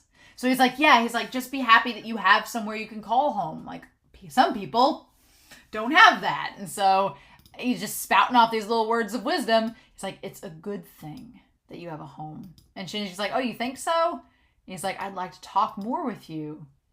And so he's like, "May I come with you?" And Shinji's like, "To take a shower. You still need to take one, right?" And Shinji's like, oh, I guess. And he's like, "Is that a no?" No, that's not what I meant. And then here we are. So Nagisa's just like, "Let's go take a bath together." And Shinji's like, "Okay." Nobody's ever really asked to do that, but okay. And yeah, and so Shinji with his blushy face is like, "This is awkward." He's like, and just Nagisa looks pleased as punch. He's like, it's like, here we are. Nothing's wrong here. And so he's like the polar opposite of Rei. He really is the polar opposite of Rei. He is so sure of himself. And we talked about in my notes with, was it Bright Girl? Who was it? It was Melania the Severed. We talked about the attachment behavior, that whole theory, and the idea is if you have a positive view of yourself and a positive view of others, you can have secure relationships. That's Nagisa. Asuka, he's the anti-Asuka. Asuka is negative on herself and others. He is positive on himself and others. So Nagisa is the polar opposite of Asuka. Like, he's so sure of himself and so confident and so kind. It's total opposite of Asuka. And Shinji's like, okay. And it's funny because Shinji, the person he's had any sexual attraction to, has been Asuka, where none of it was reciprocated, and Nagisa, where all of it is reciprocated. So it's just great. But he looks over, I love when he looks over at him like, hey, dude, we'll talk about in the bath. He's like, you go to such extremes to avoid first contact. And that should have been a red flag too, because the first contact is talking about the angels with Eva. And he's like, you guys are going to such extremes to avoid it. Like, oh my God, like even building these Evas and having them attack us, the angels. Yeah, he's like going to extremes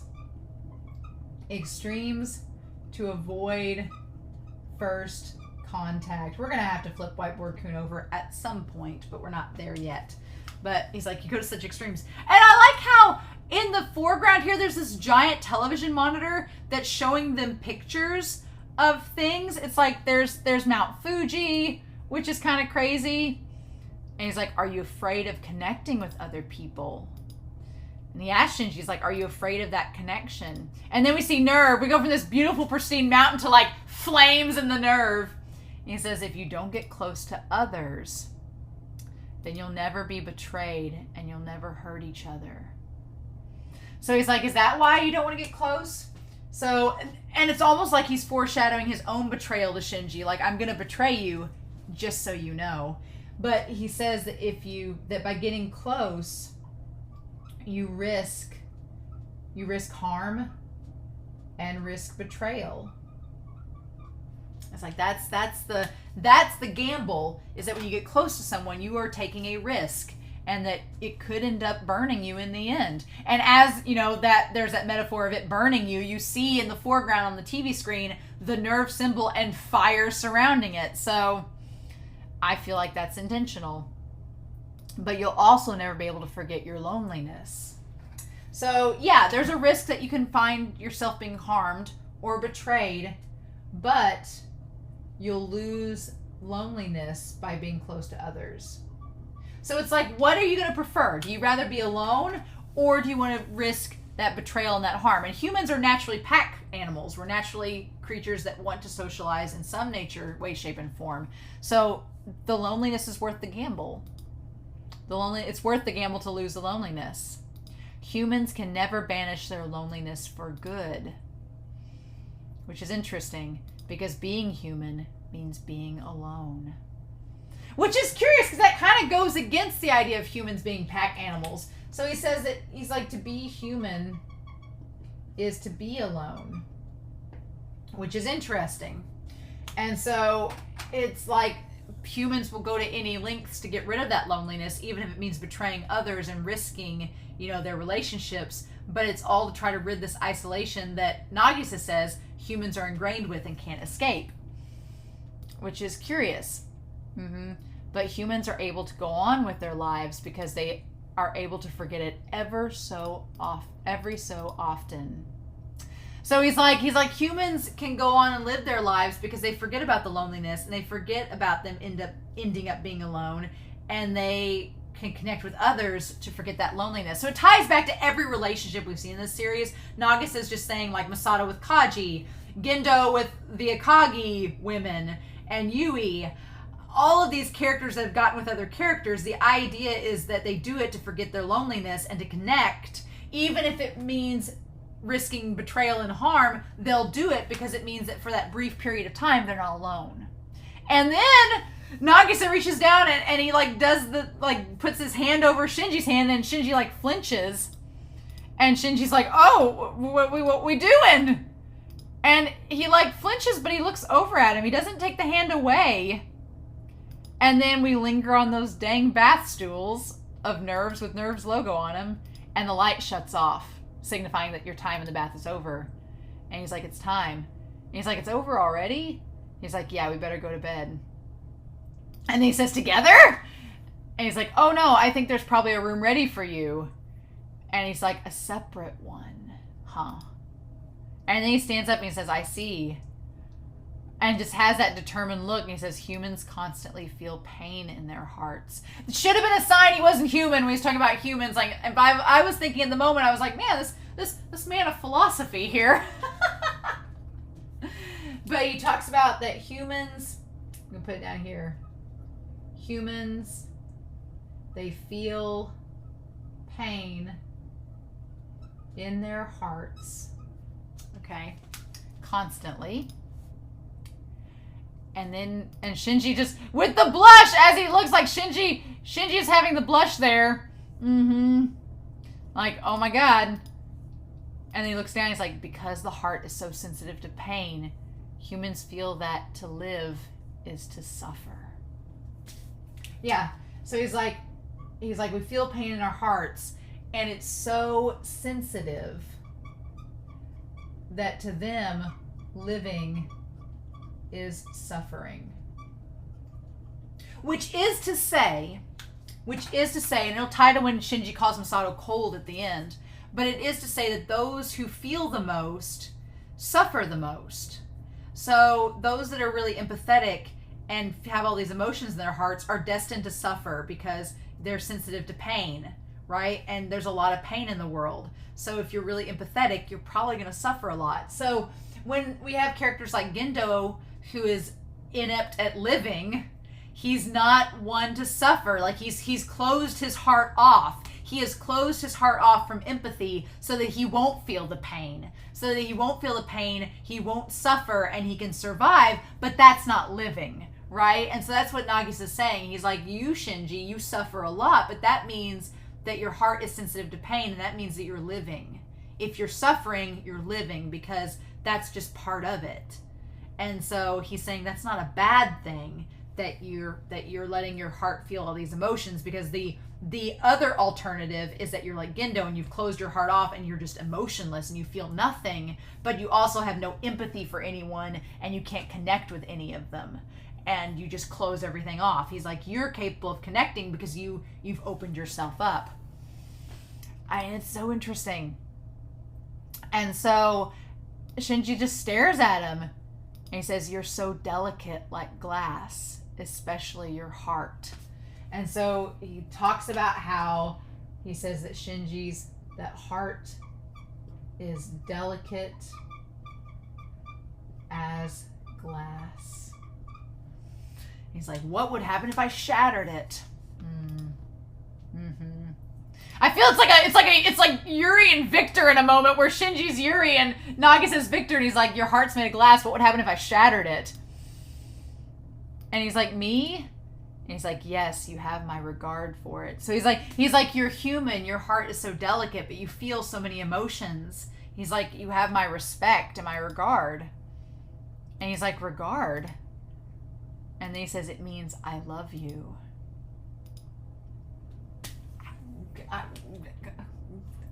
Confirmed. I was like, so Nagisa loves Shinji. And it doesn't have to be romantic. It doesn't have to be at all. No, it's literally just love. But Shinji will lament later that Nagisa is the first to say, I love you. His dad hasn't said it to him. Masato and Rei and Asuka haven't said it to him. Nagisa's the first person to tell him that he loves him. And Shinji's mother died before he probably remembers that she told him that she loves him. So, what do? Episode 24, The Final Messenger. The beginning and the end, or knocking on heaven's door. I love that knocking on heaven's door. It's like, it made me think of Cowboy Bebop. It also made me think of the song, but it's literally like he goes to heaven's door, which is where Adam's at. The beginning and the end. Oh my god, this episode. I like the final messenger. I like that episode. That would probably be the title I'd put on YouTube, is the final messenger. But holy shit. So at this point, we have NERV, the organization formed to be SEAL's executive branch. It's like the monoliths of SEAL have come out and they've decided to give us some exposition. Kudos. So they're having this conversation, and we'll put it up here for now. But so we find out that NERV is an executive branch of SEAL. Which makes sense because it was originally Garen, which is the brain. So you have the soul, and a branch of it is the brain, and then you have the nervous system. So that makes sense. They're all offshoots of that. That makes sense. And so then from there, they say it was created in order to put our script into practice. So the script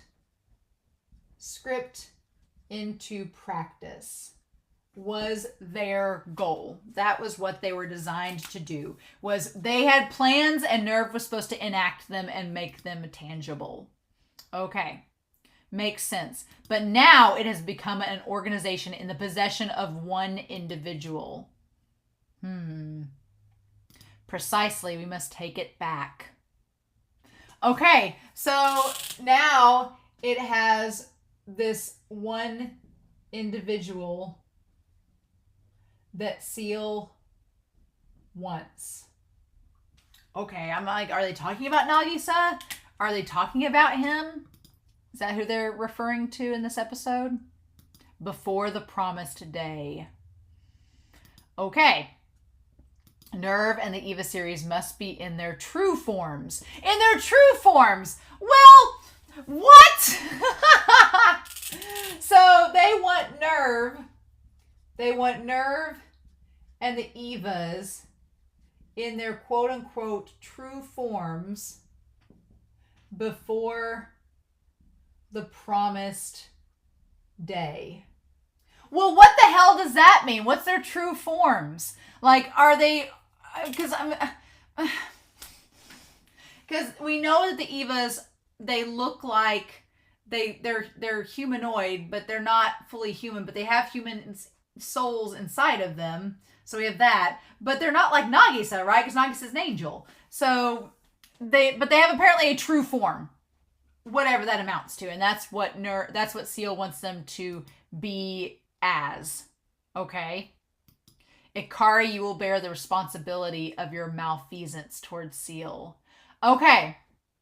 So they want Ikari to take responsibility. I'm wondering if like their true forms was like when Rei became that cloud woman, like in the last episode, is that their true forms? But she had absorbed the angel and like let it explode from within, so it couldn't stay in that form for long. Is that what they're referring to? Don't answer this question for me, but I'm so curious now what this true form is. I'm like, what?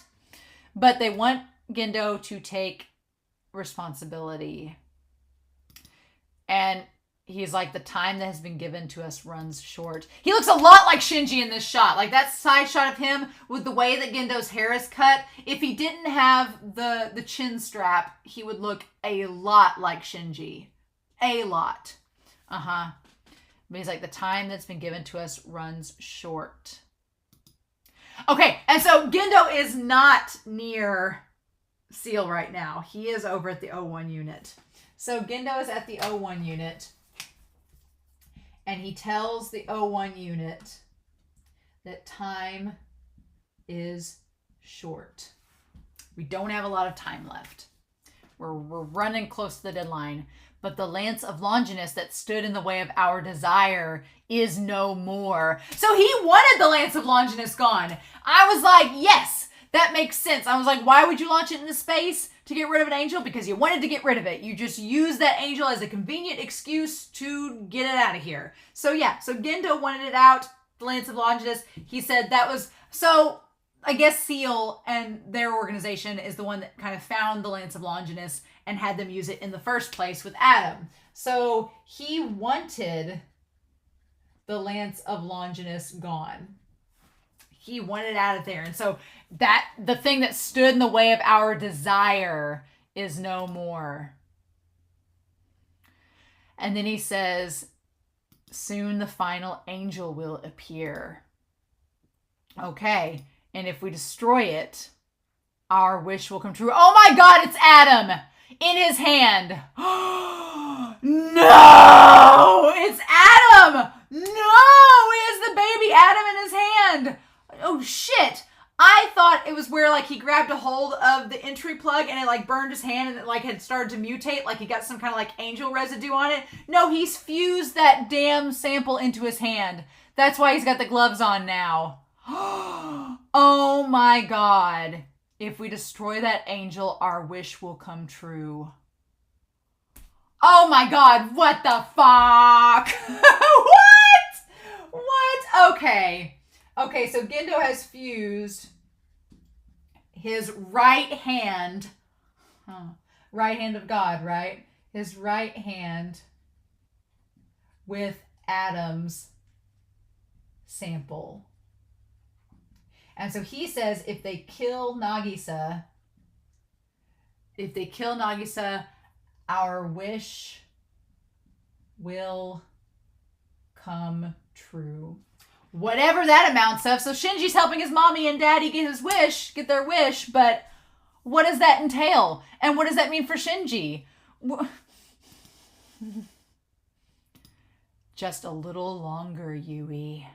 So Yui's inside the O1 unit. Yeah. We talked about that in the last episode.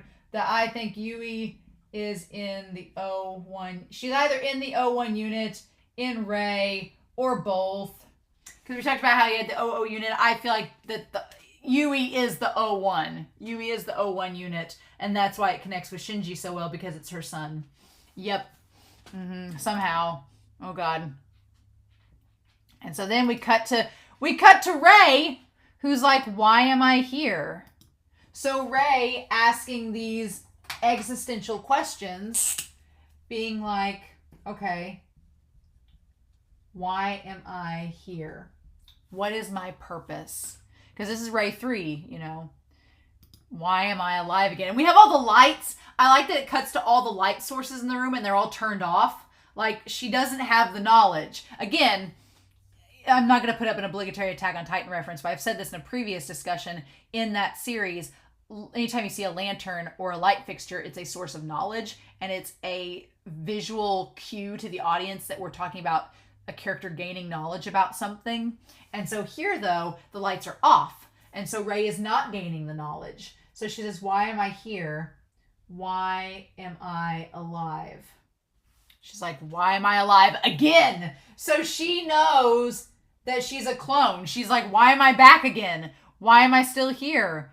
And God, so when she questioned a few episodes back, before we found out about the whole clone thing, and she's like, I'm alive.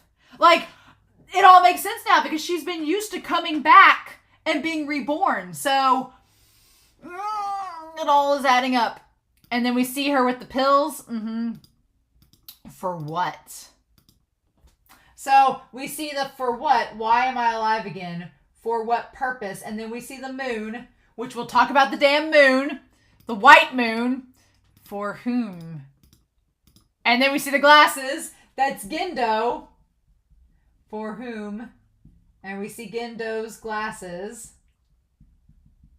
Oh, it's just like giving you little visual answers as you go. I'm like, yes, please. Yes, absolutely. The fifth child, that boy.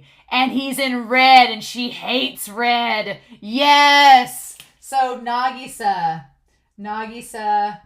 in red, the color that she hates with the red eyes. I feel as if he's the same as me. Why?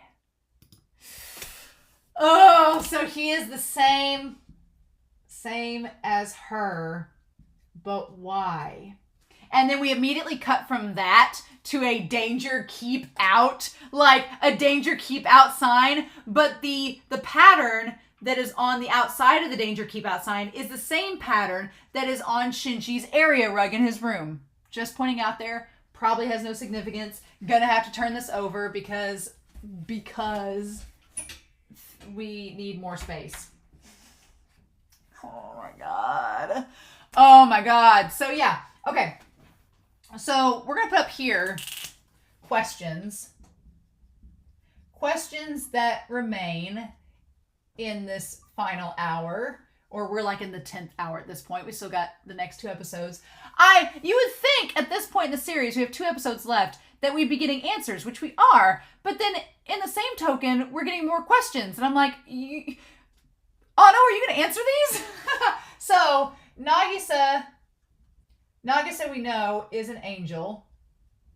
So what about Rei? Still want some concrete answers for that, and I feel like we're going to get it at some point, right? So some concrete answers about that we're gonna get down here. I'm still curious about Fuyu-chan. Fuyu-chan's role in all this. We got it hinted at last episode, and they kind of conveniently avoid it this episode because we've got too much other stuff to worry about. Never you mind, right? I'm going to put Nagisa over here because Nagisa, we're going to talk about Nagisa, Lilith, and Adam and the angels. Yep. We're going to talk about all that jazz over there. And then we'll connect Shinji. We're going to bring Shinji back over here and go with him there. And so Rei, I'm going to put Rei down here. And Rei is still questioning her purpose. Like, why did she get brought back? What is Gendo going to do? That's a big question. What is Gendo doing in all this? So, and I like that the sign fluctuates between red and blue. The keep out danger sign fluctuates between red and blue. It's great. And so we get all the lights going off in the city. I'm glad we're on the outskirts of the city because it kept you safe from all that. Poor Pin, little Pin, her hugging him, being like, yeah, it's a good thing we're on the outskirts so you didn't blow up. But there's no guarantee that will be the case next time. So the whole Horaki family will take care of you starting tomorrow. So Pin, our sweet Pin, we're going to bring Masato over here. And Masato, actually, I'm going to put Masato up here. So Masato, she is taking Pin to the Hokari family. Which, that's a red flag for Masato. Because it's like Masato is probably thinking, you know, either we could get an EVA attack, I could die. You need to go be taking care of somebody in case if shit goes down. And so that's really sad. I feel for Pin. This will be goodbye for a while, Pin. And he's like, bah! I love that she just hugs him. It's like, damn it. She's like, the one thing that she's close to, her pet. And she's like, you gotta go. I'm sorry. Oh my God. Mm-mm. And so then again, we have another light fixture that's not on. But it's okay because it's Shinji and Nagisa just hanging out, sitting next to one another. Again, why they wear their blankets like that, I don't know. I'm like, dudes, look, you could make that rectangle blanket go the other way and close part and cover part of your legs. I'm just saying, that's not unheard of. I'm just like, I can't imagine wearing a blanket like that. It just seems weird. But at the same time, it's like, okay, there's the shroud of Jesus when he comes down from being crucified. And he's like got the shroud over his abdomen and everything. Is that supposed to be like a reference to that maybe? I also want to note that there's like some bookshelves and a computer and the room looks totally normal. And he's like, oh, I'll sleep on the floor. And he's like, no, it's okay. You're the one doing me a favor by letting me stay over. So he let Shinji stay over. I'm fine where I am. And so he's like, what do you want to talk about? I like that he's just like, hey, let's talk. Let's be friends. Let's talk because, you know, why not? He's like, there are things you want me to hear, right? And he's like, all sorts of things have happened since I came here. I'm like, that's the understatement of the millennium. I was like, all sorts of things have happened since I came here. And it's like just flashbacks of the last 23 episodes. Like, yes, sure. And he says, before coming here, I used to live with my teacher. So we get a little bit about the sensei here. The days were peaceful and nothing ever happened. So there's kind of like a dual, situation there, that with the sensei, there was peace, but nothing happened. There was peace, but nothing happened. And he says, I only had to exist there, but that was okay because there was nothing I had to do. It's like I just had to exist. And he's like, did you hate people? And he says, not really. I didn't think it didn't matter one way or another. So he's like, I just existed and was indifferent.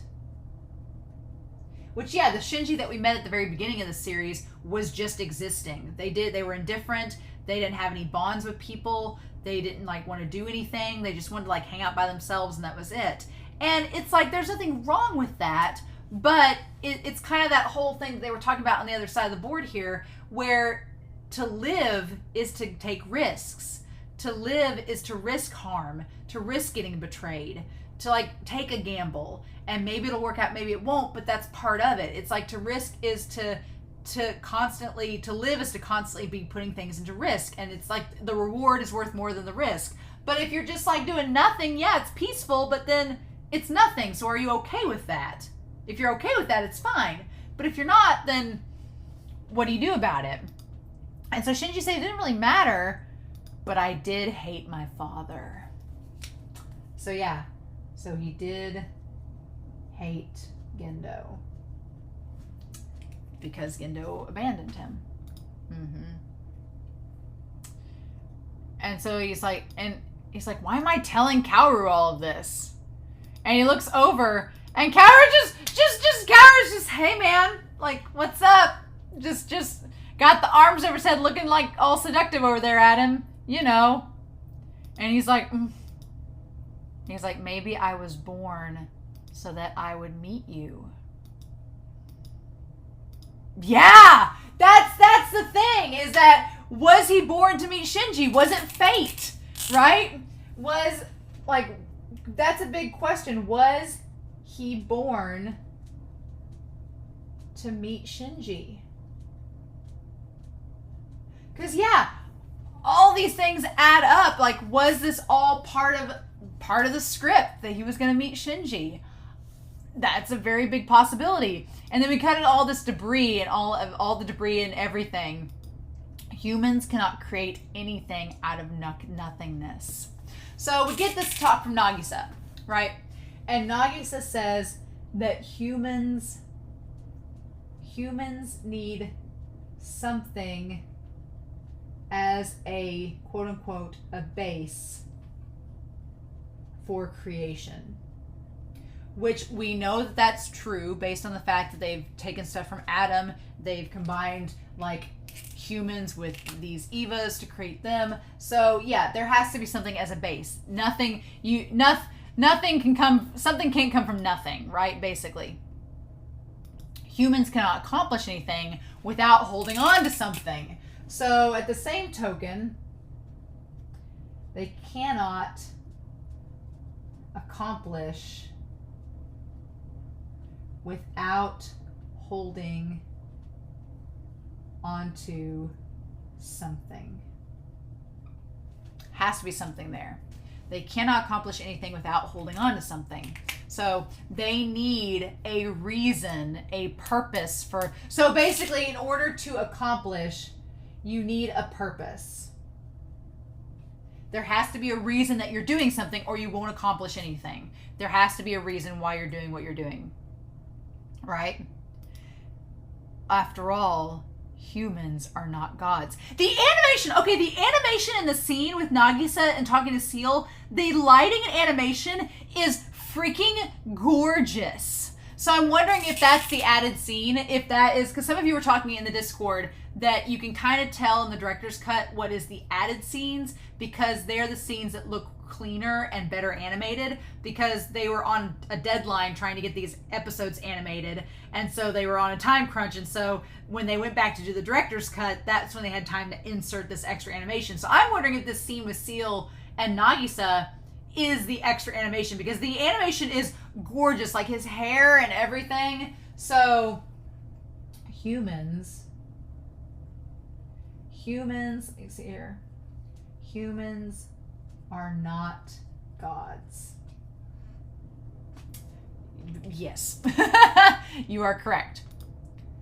I love this.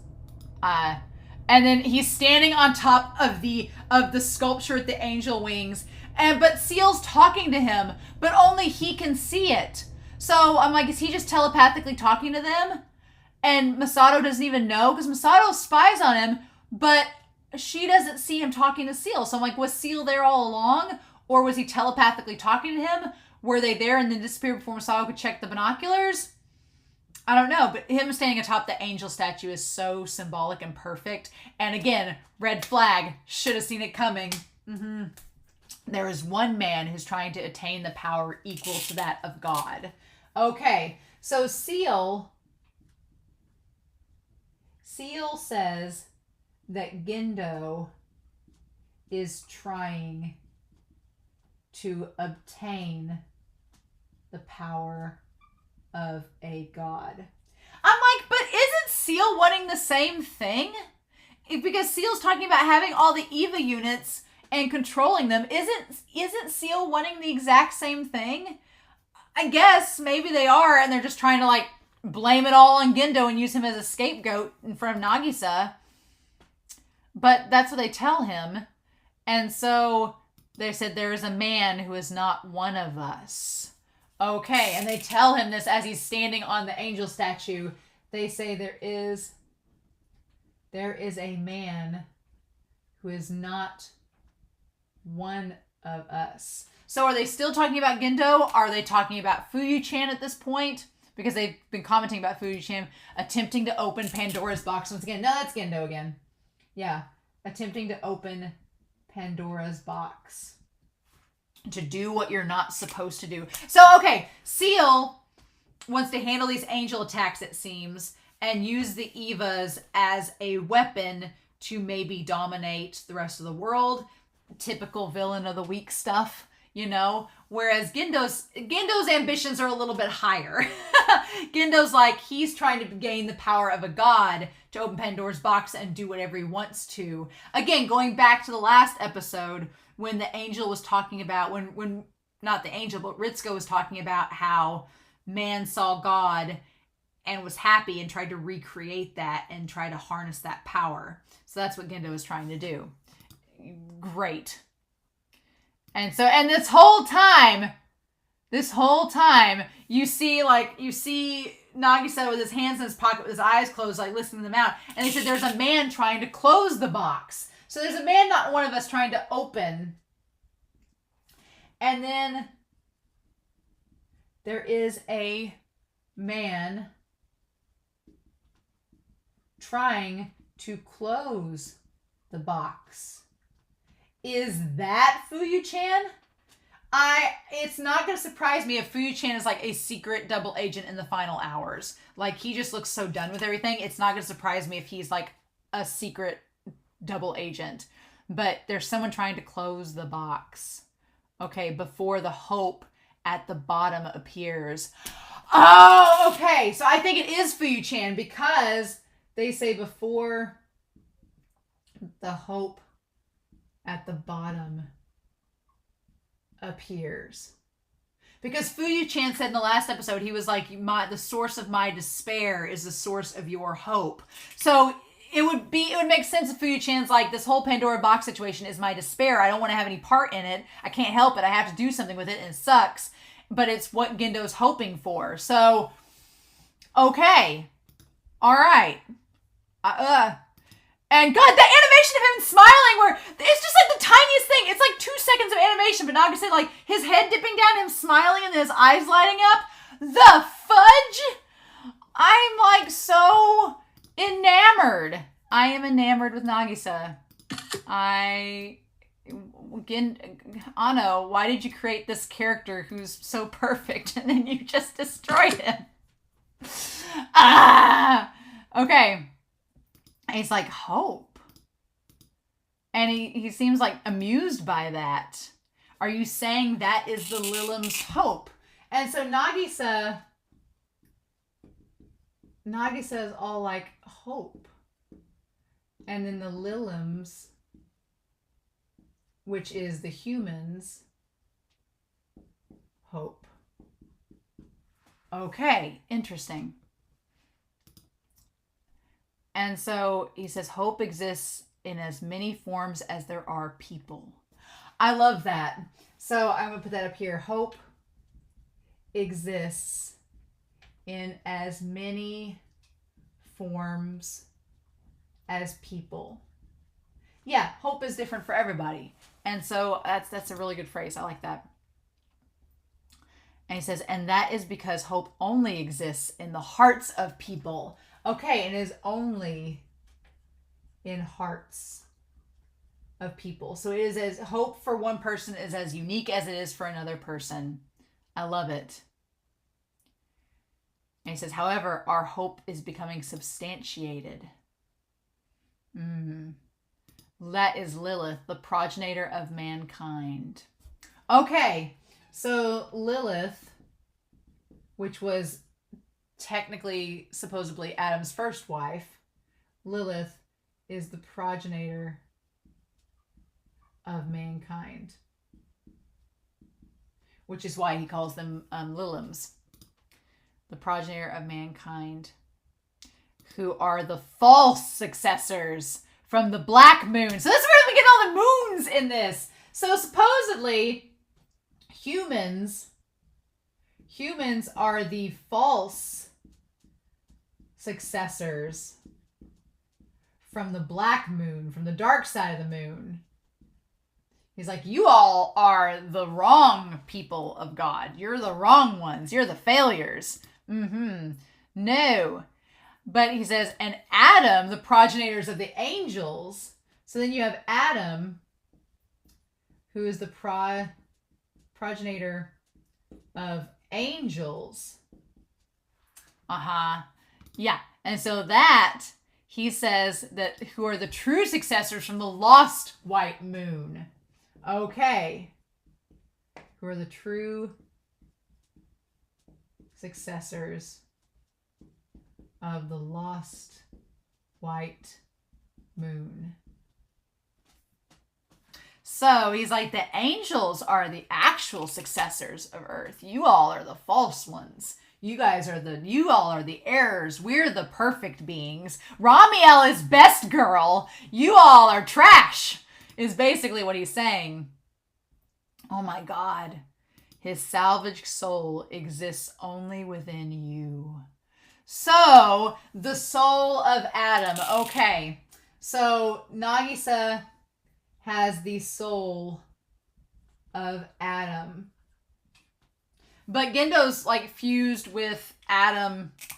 Gendo has been fusing with Adam's body, right? So I'm going to put Gendo over here. Gendo has fused, as we said on the other side, with the Adam sample, with the first human. With the first human. So that would be the progeny of Lilith, right? Progeny of Lilith by that logic. Okay. And he is wanting the power of a god. Okay. And so that's interesting that the salvaged soul exists only within you. So the soul of Adam supposedly exists within Nagisa, right? Interesting. Okay. And so Adam in the basement is just like a hollow husk. However, his resurrected body already exists within Akari. Okay, so within Gendo. I was wondering, are they talking about Shinji in here? No. So this is interesting that he has the body that has been resurrected of Adam. Okay, so it's literally body versus soul. It's the soul of Adam versus the body of him. Okay. What? Yes, his resurrected body already exists within Ikari. Shinji's father. Yep. Good.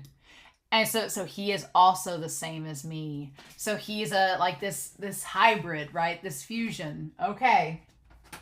So, okay. Or is he saying like Shinji is the same as him? Okay.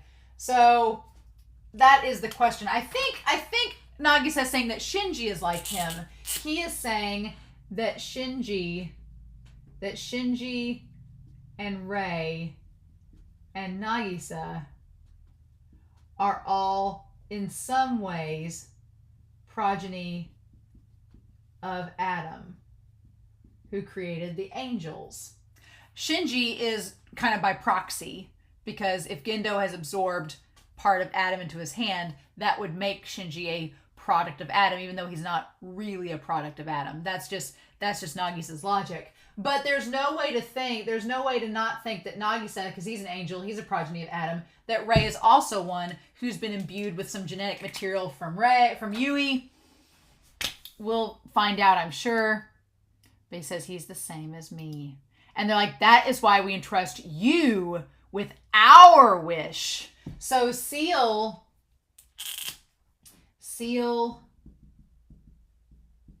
entrusts with their wish.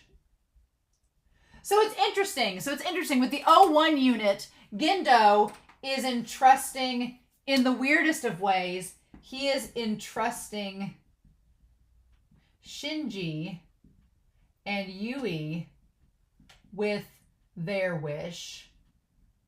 With Gendo and Yui's wish. He's entrusting Shinji and Yui because it's technically Yui is inside Shinji's Eva. I'm 99.9% sure of it somehow.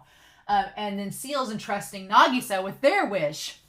So you have two sons of Adam, essentially, in the weirdest of ways, that are entrusted with the wishes of these two organizations. And then they disappear, leaving him alone on the angel statue. He's like, I know, that's why I'm here now, after all. So Nagisa feels that he is tied to fate to be there. He's like, I was born during the second impact from Adam. I was given this body. I'm here for a reason. And I've shown up now because the script has told me to. But he's met Shinji. But that means he's like, I was born to meet Shinji. And so it's fated that we're going to... So he realizes in that moment, Nagisa realized in that moment, he's like, I have been fated to meet Shinji and possibly die by his hands. It's fate. It was meant to be. It's all been set in stone. I'm like, oh my god. Which is like, does that mean that Shinji's whole presence was meant to be in this situation too? We'll talk about free will and all that when we get to it, but oh my god. And so he's like, I know, that's why I'm here after all. And so then at that point, that's when Misato sees him. So maybe she missed the whole Seal conversation. Maybe she just looked in that moment. And she's like, I can't read lips from here. I love that she's just sitting there with the coffee. Like, just being like, at least it's a coffee. At least the girl didn't drink and drive. Thank goodness. And then he does the thing where he's like, certainly a shady character. Going out for a walk so early in the morning to talk to himself. And then he looks over and sees her. Oh my god. And she's like, oh shit. Yep. That's freaky. She's like, he noticed me? Impossible. No, that's not possible. But it is! And he has like the red shirt. His face! Nagisa's face! He just has that look. He has that like, it's a smile, but it's really sad. It's like a sorrowful smile, like he pities her. He's like, I pity you because you don't know what's coming. He's like, all will be as the Lilim direct it. So he's basically saying that it's in humanity's hands. Whatever happens to him is however humanity is going to direct it. It's their call. The ball's in their court. Like, he's just accepted that this is how it's got to be. And then they're like, did you get any data on him? And she's like, here it is. I borrowed it from First Lieutenant Ibuki without her permission. Which, when he says that, I'm like, borrowing without permission, you steal it. That means you stole it. That means you did, yep, And she's like, I'm sorry for making you do these theft-like things. Not theft-like things, it's theft. So I'm like, good try, worming your way around that. And she's like, what is this? No wonder I can't release this information. It's all theoretically impossible data. It only deepens mystery. Like his synchronization with the Eva doesn't make sense. It's like, how does this even work, right? To think he can freely set his sync rate within the Eva. Yeah, that's pretty freaky, right? That he can just do it, right? Without even having to worry about it. And of his own will. This is yet again no time to be worried about appearances. And she's like, I like that Masato's like, damn it, I've got to go to Akagi to get some answers. Because this is some freaky shit and we need to know what is going on. And so she goes to Akagi, who's still in that damn chair. She's just like, just giving up on life. And she's like, I'm surprised you made it in. She's like, she like just cuts to the chase. And I like that Ritsuko says, you know, all of our conversations are recorded in here. And Masato's like, don't care. At this point, Masato's like, I just need to know, which is dangerous. Because I'm like, Kaji got killed for having that same mentality. I'm like, please don't die, Masato, because you're being just too brash. Please don't. And she says, who is that boy, the fifth child? And she says, he's probably the final messenger. And then, yep, then we see him in front of the O2 unit. And he's like, come on, let's go. He just looks so happy. I'm like, oh my God. And then, come with me, Adam's alter ego and servant of the Lilim. Adam's alter ego. So we established that the Evas are Adam's alter ego, are the Evas, and servants of, he calls them the Lilim, but servants of the humans. But they have a human soul in them. Okay? So that's how they can control them, because they have a human soul. Okay. And so he's like, come with me, Adam's alter ego and servant of the Lilim. And then just like, and then with them damn white Converse, just at the moment where he started like floating, I was like, oh no. Oh, which he's an angel, so it makes sense. I was just like, yep, here we go. And then the Eva completely turns on. Yep, the Eva's in operation. And they're like, how? Where's Asuka? And they're like, in med room 303! 303! God, Anno. Yep. It's been confirmed. And she's got like the IV on her and she's just emaciated and looks awful. Like, Asuka's just down for the count. Like, she's just out. What the fudge? And then Masato's like, well, then who in the world is piloting? They're like, it's unmanned. There's no entry plug. Oh my God. Nope. And she's like, well, there's no one. It's not the fifth child? It is, but... And then, like the AT field generating, like, it's just going haywire. Like, all of that is going nuts in Central Dogma Level 3. Yes, a developing AT field has been detected in Central Dogma. And they're like, is it Unit 2? They're like, no, the pattern is blue. It's an angel. Yep. And Masato's like, what did you say? From here on, everything just goes bonkers. And there's just him. I love the Eva is just like, he's just floating with the Eva. Oh my God. It's just, God. It's great. And she's like, an angel, that boy. He is. A target has passed through level 4 and is still descending. No good. We can't cut the power from the linear carriage. It's past level 5. And so Fuyu-chan's like, well, screw this emergency lockdown. Close all the partitions in Central Dogma. And buy us some time, no matter how little. Emergency lockdown. All the mail bulge levels are being closed. Everybody evacuate.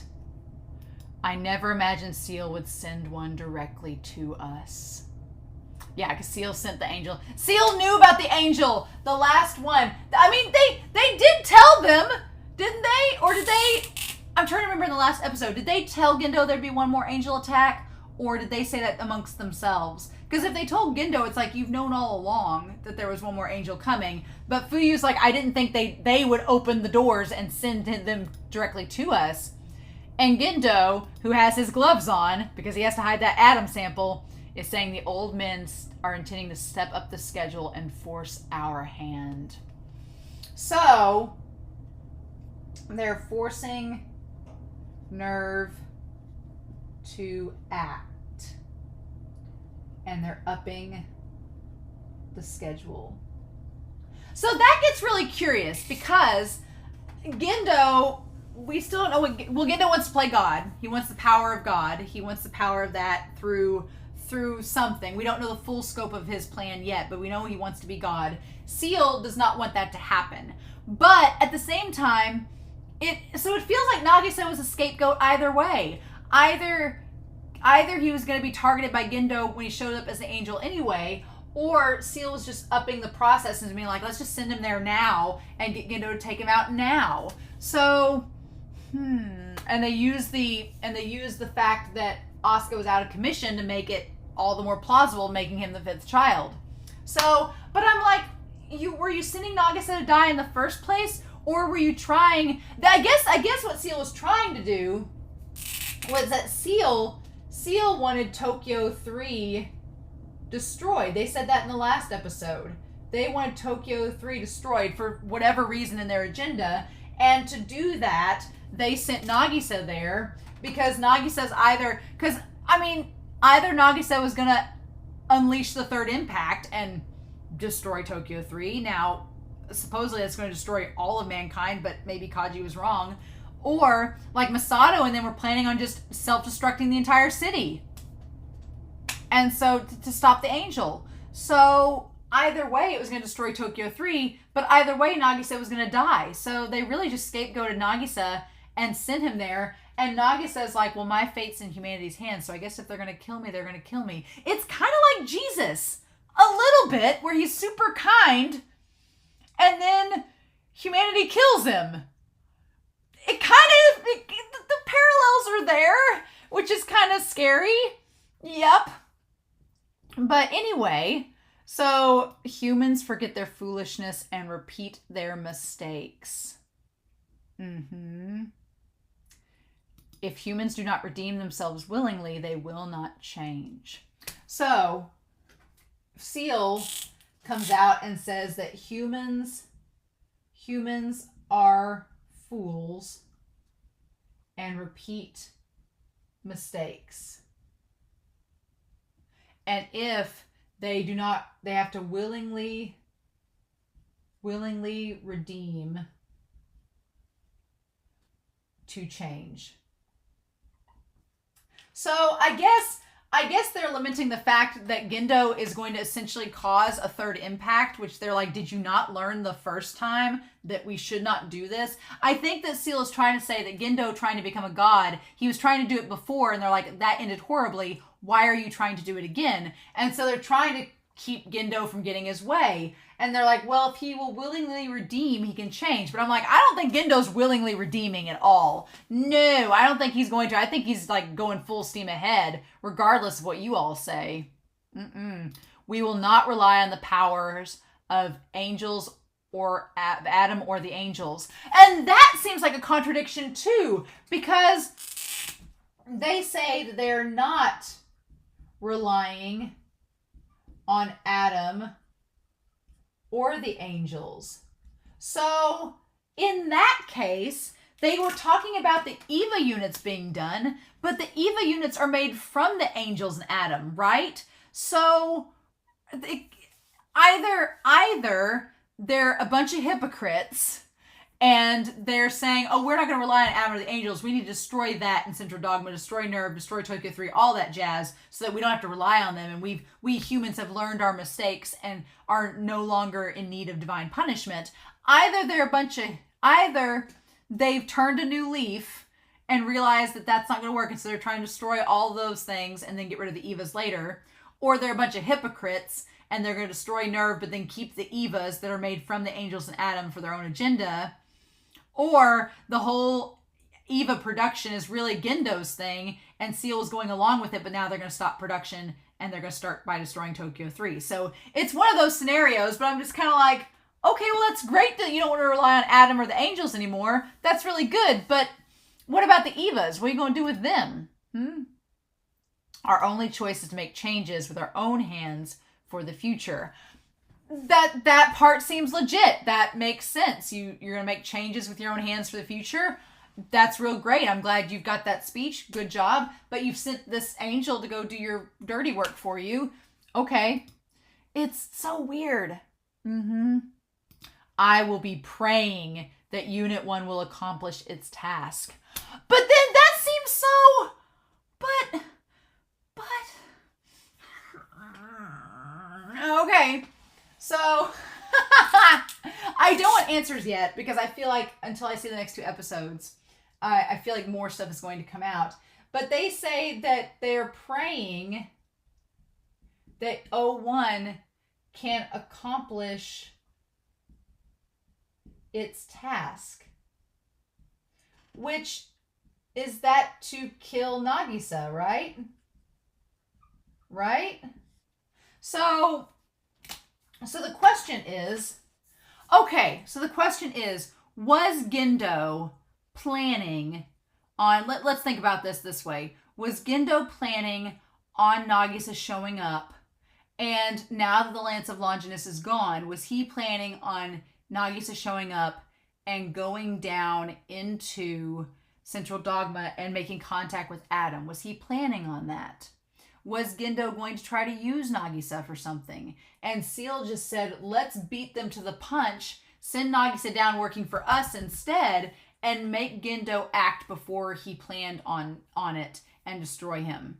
But if they're wanting Nagisa to destroy Tokyo 3, then why are they also praying for Shinji to get his job done? I'm like, it feels like that Seal and Gendo have the exact same objectives. They just want to try to beat each other to the punch. That's what it seems like. They both want to play God, but Seal's being kind of a hypocrite about it and be like, oh no, we're not playing God, but we're going to use these Eva units that are kind of playing God. That's what it seems like. It seems like both Seal and Gendo are trying to achieve the same objective. Seal's just trying to pass it off as like, oh no, we're not doing anything we're not supposed to be doing, but they are.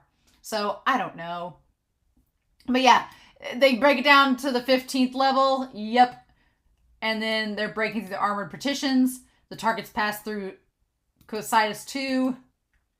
And then he's like, send Eva Unit 1 after it. And Masato's like, sure. Stop it from invading Terminal Dogma at all costs. And we don't see Gendo's eyes. So is that really what Gendo wanted? Did Gendo really want Shinji to destroy Nagisa? That is the question. It seems like he did. But the fact that we don't see his eyes. And so then in Kaworu, why did the angel take Unit 2? And then I like that Fuyu's like gets close to Gendo and he's like, is it planning to merge with Unit 2? And Gendo, we see his eyes. I love anytime we have a close-up of Fuyu-chan and Gendo. I just love the composition of it. It's so good. And he's like, or to bring about destruction. To get it destroyed. And then we cut to Shinji and he's saying it's a lie. A lie, a lie. I feel so bad for Shinji from the rest of this episode on. Because he's like, it's a lie. Kaworu, he's an angel. He's like, I slept next to him. Like, he held my hand, damn it. He made contact with me, right? He did. So Shinji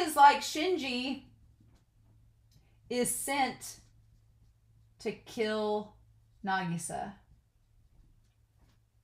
He's like, how can you be the angel? We slept next to each other. We talked to each other. We bathed together. We held hands, damn it. And just his hand like shaking in a fist. And he's like, that's a lie. And he smashes it down. And Misato's like, it's a fact. Accept it. And she's like, move out. Do you understand? And we see Shinji from the OP. We see him looking dead-eyed. I love that he has the emotion in his fists. And then when he looks up, he's just emotionless like in the OP. Yep. Because Misato's like, there's nothing we can do about it. This is just the fact. Yeah, he's an angel. And he's here to destroy us all. He tricked you. Mm-hmm. And then we see that Eva unit just cradling. And then she says, Shinji's so late. Nagisa's like, I figured he'd be here by now. Oh my God. Like he's expecting him. And so Shinji heading down in pursuit of target. And Shinji's so mad. But I like that Nagisa, he is, and I'm running out of board space again, surprising no one. He was expecting Shinji. This is just going to surround Shinji by the end of this. He was expecting Shinji to come stop him, that they were going to send him. And Shinji, he says, you betrayed me and you betrayed my feelings. And that's kind of what Nagisa warned him. He's like, if you get close to somebody, you risk the chance that they could betray you. Mm-hmm. But he feels like Nagisa betrayed him. You betrayed his feelings. He's like, I loved you and you betrayed me. Yep. He's like, you betrayed me just like father did. Oh my God. He's like, just like Gendo. We haven't let that go. No. Mm-mm. He's like, you betrayed me just like my father did. Oh. And then we cut right to Gendo. Yeah. Oh, he's coming in contact with the target. And he's like, there he is. And he's like, I've been waiting for you, Shinji. And he's like, Kaworu. Still calling by... And it's just a smile on his face. Why? He's framed as angelic. He's framed beautifully. Like, it's like a damn Jesus parallel. Where he's like, oh. And I love that it's like the angels, the Evas grappling each other. You guys said it was Jacob. And I've gotten to that point. I've been rereading the Bible, and I've gotten to that point where it was Jacob that fought the angel. Yeah. And so it's just like that. The angel versus man. And it's the two. I want to go back and get a shot of that. That's so good. Of the two angels side by side. Mm-hmm. Fighting each other with Kaworu in the middle. Composition of that shot's great. And Shinji just being like, Asuka, I'm sorry. He's like, I'm sorry about your Eva, girl. I love that Shinji takes that moment to say sorry to Asuka of all people, because he knows how much it means to her. So he apologizes for destroying the O2 unit. Yup. And so then the prog knives come out simultaneously. And he's like, well, shit. And so, again, we have these two characters with Nagisa looking up at them with the knives. And he says, the Eva series. Born from Adam, they are abhorrent. They are an abhorrent existence for humans. So, we establish that the Evas, and I'm going to put this over here, that the Evas are born from Adam. Like the angels, and supposedly like Nagisa and Rei. Okay. They are an abhorrent existence for humans. And then he says, and the Lilim will even use them in order to survive. He says that humans hate them, but they'll use them. He says humans use for survival. Even though they don't like them. Okay. And we get the close-up of him. He's like, I can't understand. That's curious that Nagisa, who seems like the character that has all these answers, he doesn't understand. He's like, I don't get it. And then, yeah, and they both fight, like the knives go, God, that's a great shot too. I'm like, all these shots in this battle are really, really good. But yeah, the knife, Shinji's knife goes through Asuka's. And it forms a cross! Ah! All the symbolism. It's great. The animation's great for this scene, by the way. And he's like, and I love that Shinji's looking over at Nagisa and he's like, Kaworu, stop this. Why? Why are you doing this? And he says, the Evas are made of the same body as I am. Okay, so the Evas are from the same body as Nagisa. Which is curious because Nagisa is really small and the Evas are really big. So how does that work? That's another question for...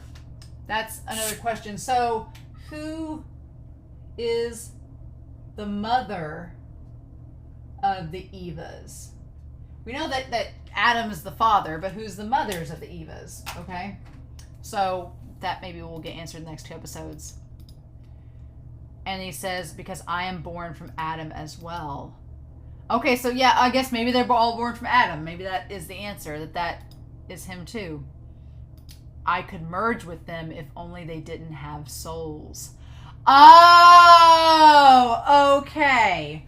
Okay, that makes sense. So he's like, I cannot merge because he has a soul and they already have a soul. So he's going back to Adam, which is where he come from, and he is the soul of Adam, so he's going back to merge with his father. Interesting. He's like, I can't merge with the Evas because they already have a soul inside of them of someone. And it's what... And so even though Asuka's not inside of the O2 unit, he's like, I can't merge with her because there's already a soul of some being inside that Eva. That's what's making it compatible with the other humans. I can't merge with it because it's already there. Okay, interesting. If only they didn't have souls. Unit 2 soul has shut itself away for now. Because Asuka's gone. Because Asuka's no longer with it. And again, you see the knives forming the cross. It's great. But yeah, Unit 2's soul shut itself away. Okay. And so, and then the knife goes towards Nagisa, but Shinji's like, oh shit, no! And then that's when the AT field comes up, proving he's an angel. And he's like, an AT field. And he says, that's right. That's what you Lilim call it. But he says, the sacred domain where none may trespass. I love how they describe the AT field like what it is now. The light of the soul. It's like the wall. It's the barrier. It's the soul. Oh no. The light of the soul. Lilim, you know, don't you? He's like, and I just love this. The AT field is the wall that everyone has in their heart. So the AT field is the wall in their heart. So all of these battles we've been having the last 23 episodes where we have taken knives and guns and swords and crushed through that wall. We basically were just taking the hearts of these angels and just snapping them in half and destroying them so we could kill the angels. No worries. No worries. It's totally fine. Oh my god. And just like, there should be a seizure warning for this episode because there's a lot of flashing lights. And he's like, I don't know anything about that, Kaworu. Shinji's like, I wasn't told. Shinji's like, no one told me that. Shinji's like, no one told me that about the enemy. He's like, if I had known that I'm crushing the wall to your heart, I probably wouldn't do it. But he's like, no one told me that. God.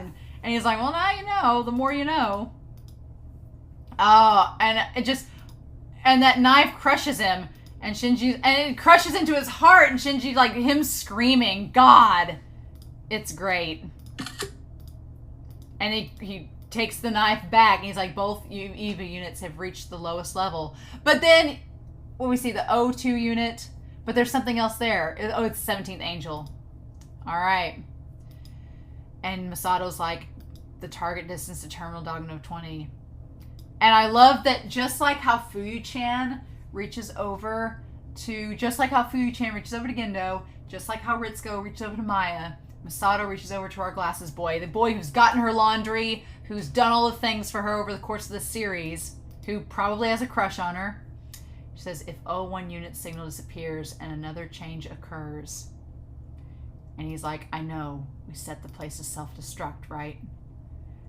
And she's like, it'll be better than letting them set off the third impact. And she's like, I'm sorry. And he says, it's okay, as long as I'm with you. Which is, that's so cool because one, it establishes, and I'm not saying the guy with the glasses had a crush on Masato this whole time. He could have, but we can't confirm that. But it goes back to that idea of not being alone, of making those connections and taking those gambles and risks. Yeah, they're gonna die, but he's like, we're gonna die together, not alone. He's like, it'll be better than the world is being destroyed. We'll go down together, and then we won't die alone. I'm like, damn. And they were ready to do it. They were ready to do it. They were ready to let it off and just blow the whole place up. And she says, thank you. Oh, I just love, I'm going to go back to that shot of him in between. Yeah, him, just Nagisa in between the EVA units. It's right. It's all there. It's great. And you see the EVA unit with it. Oh my God. So, okay. I'm going to go back to that. I missed it just for a second. Yeah, these shots are so great with Nagisa. It's like, this episode's gorgeous. Everything about this episode visually is just amazing. And so then we have the knife stabbing them, the blue blood coming out of the EVA 2 unit, connecting to the angel, okay. And then we see Nagisa in between them. God, I freaking love it. Like the composition of everything. And he says, the fate of man. So, I'm going to tie this here. I'm running out of space. The fate of man is, the hope of man is written in sorrow. The fate of man, the hope is written in sorrow. Meaning that, yeah, this hope that you're talking about, this hope that is needed is written in death and tragedy. So again, kind of like Christianity a little bit, that someone has to die to save you, right? God, it's good. It's good stuff. And then just him with his like eyes closed. And then yeah, everything starts to crash. And you're like, what's going on? It's an AT field of unprecedented power. Light, electromagnetic, and particle waves. It's blocking them out. We can't monitor anything in there. They're sealed off. Yep, the target's lost. Okay. All right, we can't contact the pilot. And then they go down into where Adam is. Like, it's all like, it looks like a constellation. It looks like the South Pole Sea. It's like a recreation of it. What? It's so trippy. And they just land there in the waters. What? In the LCL fluid. And Shinji's like, oh crap. He's like, Kaworu. And I love that he shouts out for Kaworu. Like he's worried about him. And Kaworu's just like, And he just looks so sad there. Like, ugh. And he's like, wait. But the Unit 2 has grabbed him. Oh my gosh, the Unit 2 has grabbed him. And he's walking towards Adam, like floating towards him. And then he looks over and something else opens up the plant 3. Something opens up. He's like, the final safety has been released. Heaven's door is opening. Okay, so no, he unlocked it. He unlocked it just by looking at it. Oh my God, like he could just sink through the technology. And angels finally reached it. Oh, and the two of them looking like, do we blow it up? Do we do it? Is it time? Hyuga! Hyuga is his name! I've struggled remembering his name this entire episode. Hyuga! Okay. And he's like, yeah. And then Shinji's just screaming like, oh my God, like trying to fight the angel off. Oh. And he's like, what's that? And I love he's like, what's that? What is that noise? And they're like, what's the situation? An AT field. The same kind they saw earlier. It developed near the barrier around Terminal Dogma. Oh, it's entering the barrier. It can't be another angel. We can't confirm that. And then it disappeared. So the angel disappeared, but no, it's Rei. So Rei is an angel. She's part angel. Okay. She's an angel that Gendo and them created. Oh no. I'm assuming with part of Yui, like Yui as the base. We don't know. I'm sure we're going to find out answers in the next 2 episodes, but she shows up and she has the angelic glow around her. So, oh my God. But yeah, her looking down at Nagisa and he says, Adam, our mother. Interesting. So when you see Adam like this, he says, Adam, our mother. When he said mother in the reaction, I thought he was referring to Rei being the mom, Rei being like connected to Yui. But when you see Adam like this, Adam's like stomach is descended, like it's been pregnant.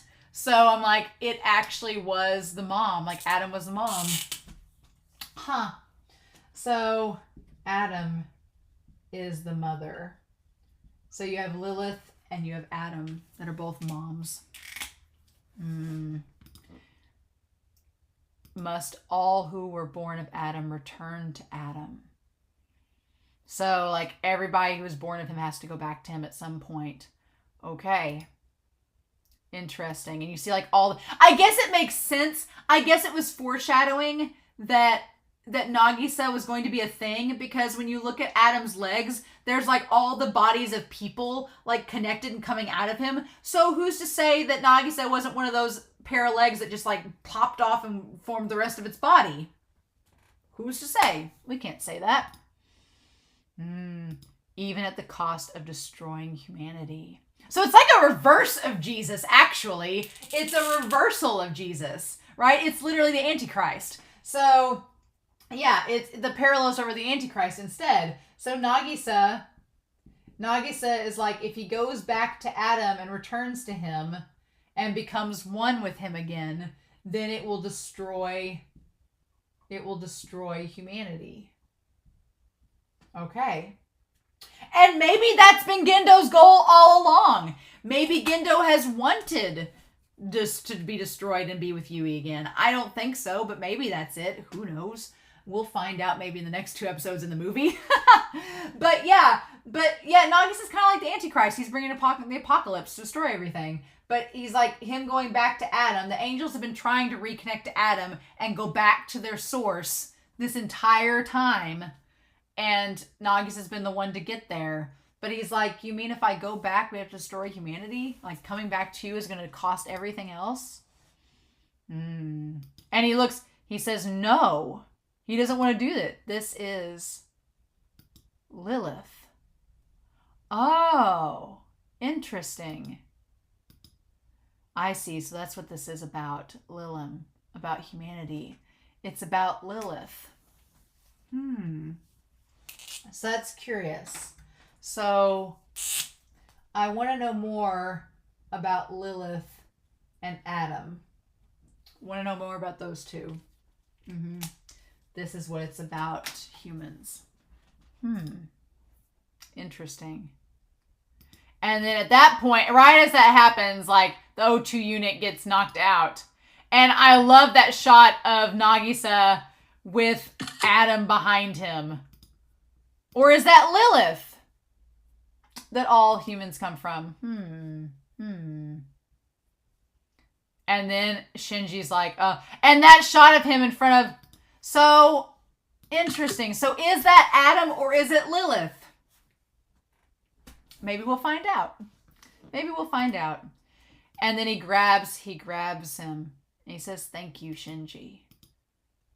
I wanted you to stop the O2 unit. Which kind of makes sense because now the O2 unit is out of commission. They can't use it anymore. It's literally down to the O1 and OO units. I wanted you to stop O2 units. Otherwise, I may have gone on living with her. So he's suggesting that the O2 unit, he might have merged, if not destroyed. So then basically, if he had merged with her, then Gendo could have used him, right? Maybe? Or restrained him? And so he says, why, Kaworu? Why are you doing this? And he's like, it's my destiny to continue to live, even if it may result in the destruction of humanity. And that seems so similar to Shinji, just kind of the reverse. He's like, your destiny is to live even if it results in the destruction of angels. My destiny is to live even if it results in the destruction of humanity. So which of us is it going to be? Because we both can't exist. So what's going to happen? Okay. And Shinji's like, he's like, but I could also die here. He's like, I don't have to live. Life and death are of equal value to me. So that's the thing. That is the thing. What is the value of life to Shinji? That's the thing. Because to Nagisa says, I have this destiny, but he doesn't care if he dies. He said he was going to put it in humanity's hands. He's like, I don't care if I live or die. It's up to you. But he's like, I have this purpose, but I really don't care if I live it out or not. He's kind of similar to Shinji at the start of this series, except the more positive, version of it. But it's like Shinji wants to live, and he wants others to live. Nagisa doesn't seem to have a connection with anybody. He says he loves Shinji, and it seems like there's a connection to him, but then if that connection were true, would he be trying to kill him? So there's a question of that. And he says, life and death are of equal value to me. Are they of equal value to you, Shinji? And it's not the case with Shinji. And so he says, dying of your own will. That is the one and only absolute freedom that there is. Being in charge of your fate. He says this, I have this destiny, but control of my death is my only freedom that I have. Yep. And so again, I could make an Attack on Titan spoiler warning, but I'm not going to. But in the comments, if you find the connection between Nagisa believing that there is that life and death has equal value to him, and his only absolute freedom is to be in control of his own fate and his own death. If you know a character that relates to that, we can comment down below about it, because I do. And I was like, oh my god, except Nagisa is a much more charismatic character than said character that I'm thinking about, and I wish said character from Attack on Titan had Nagisa's personality. Wish he would reach out and hold hands with some people, but but we're not there. So if you want to comment about that below, you can. And he's like, what? Shinji's like, what? I don't understand what you're saying. Shinji's like, I don't get it. Shinji's like, you're speaking in a language I don't understand. And he's like, Kaworu. He's like, this is my last will and testament. He's like, now erase me from this world. He wanted to die. If you don't, you will be the ones who are erased. So only one life form will be chosen to survive the time of destruction and be given a future. So this is the test. It's like we have these two beings whose fathers, one is likely an actual god, one is playing God, and their sons both have this destiny to stop the other species from existing. We have the one that is the false successor and the true successor. Which is it going to be? Only one can survive. Who's it going to be? But the thing of it is that both sons don't really have a connection with anything. They've been given this destiny to live out, and neither of them really want to do it. And so the thing of it is that they both have souls. Nagisa tries to make a connection with Shinji, and he seems like he makes a connection with Shinji, but Shinji has already made connections with all these other characters. And so now it's like, okay, what's it gonna be? Either you and I are gonna have to die. What's it gonna be? It's like star-crossed lovers. They can't be together. Where's my AU where Shinji and Nagisa have this relationship? I want that. But Anno's not giving us nice things. Anno's like, here's a wholesome relationship that could be blossoming, but instead I'm gonna rip it up from the roots. I'm like, Anno. And it just cuts back from Shinji to him. He's like, you are not a being who should die. Because he loves him. It's so sad. And he just smiles up and he looks up at Rei. And Rei is just looking down on him with such contempt. Like, just, oh my god. And there's a part of me that was like, okay, is that Yui and Rei that's making that face down at him? Like, you leave my baby alone? You leave my kid alone? Or what is that? Like, he looks up at Rei and Shinji doesn't know Rei's there. It's like, I just felt the Yui vibes there that she was like, leave my child alone. And he's like, And God, that smile! He smiles up at her like he knows. Oh. And he says, your people need the future. And he has like just like a halo of light around him. And Shinji's just shaking. He doesn't want to do it. He's just shaking. He's like, thank you. I'm glad I met you. Like stopping him right in front of Adam. God. And Shinji can't look up.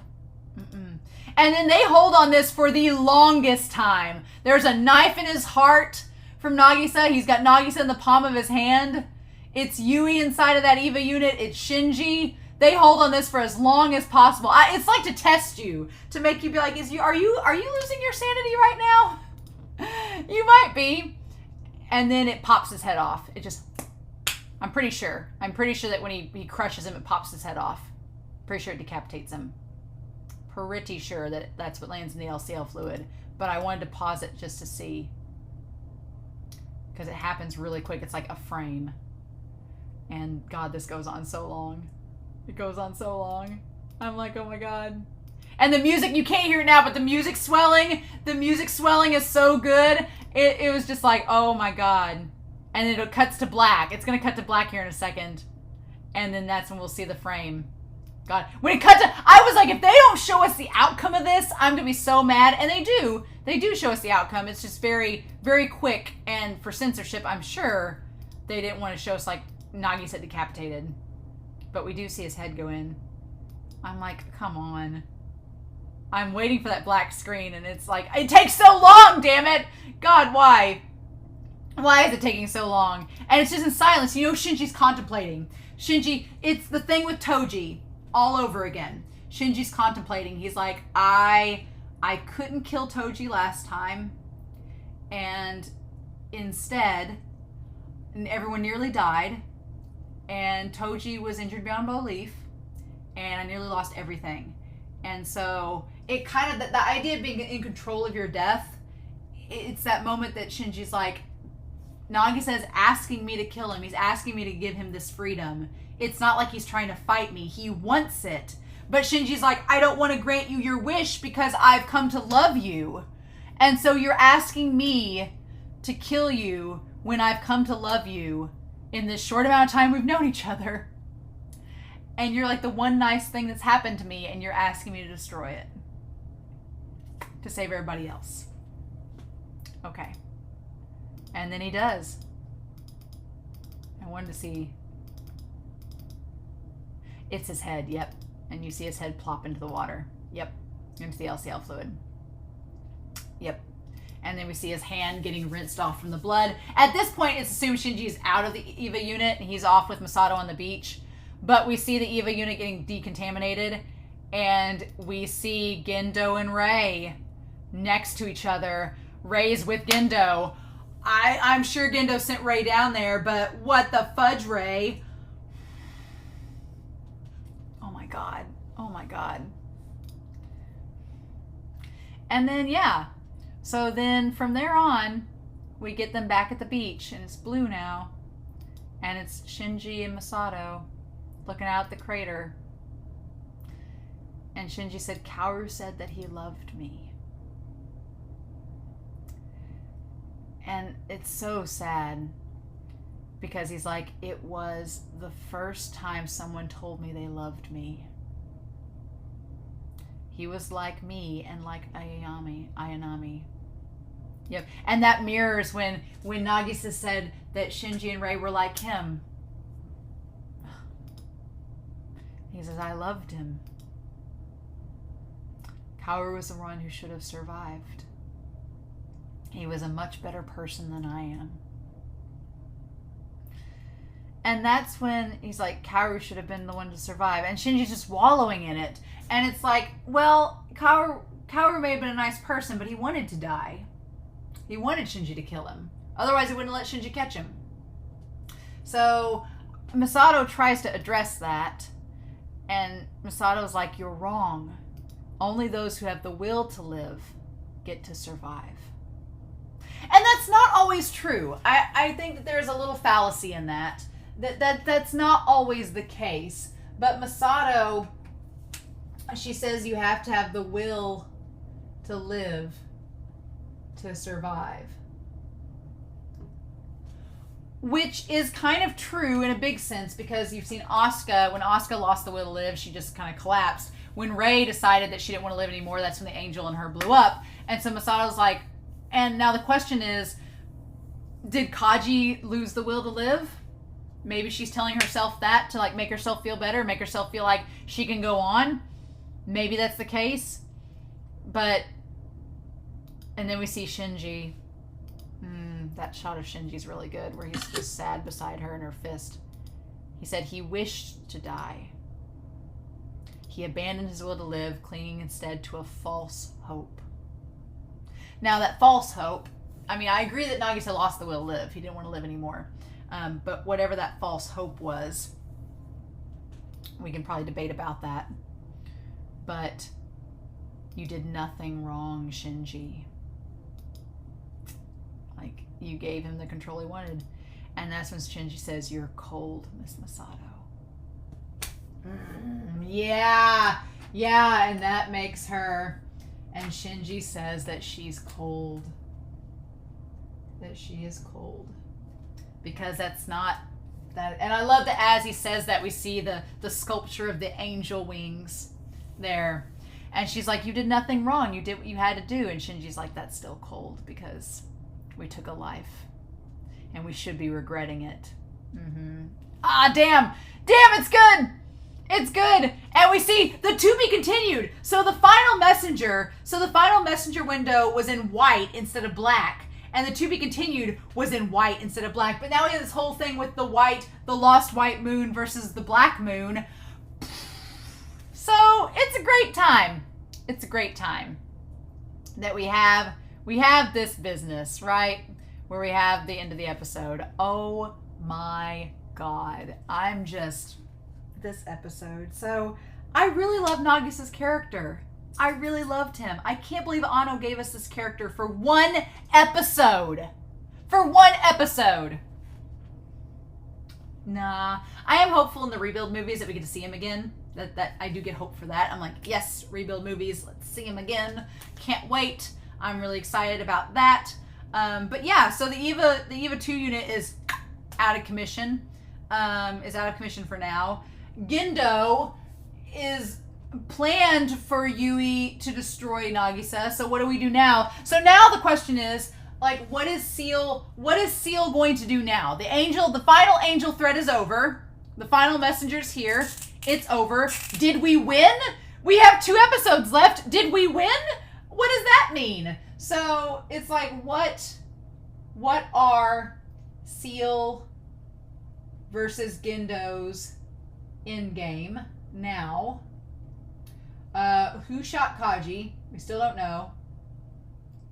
Still don't know who shot him. Maybe we'll find out. What is Shinji going to do? Shinji with Masato. What are they going to do? We have 2 episodes left. Oh my God. What are they going to do? What are we doing with Adam now?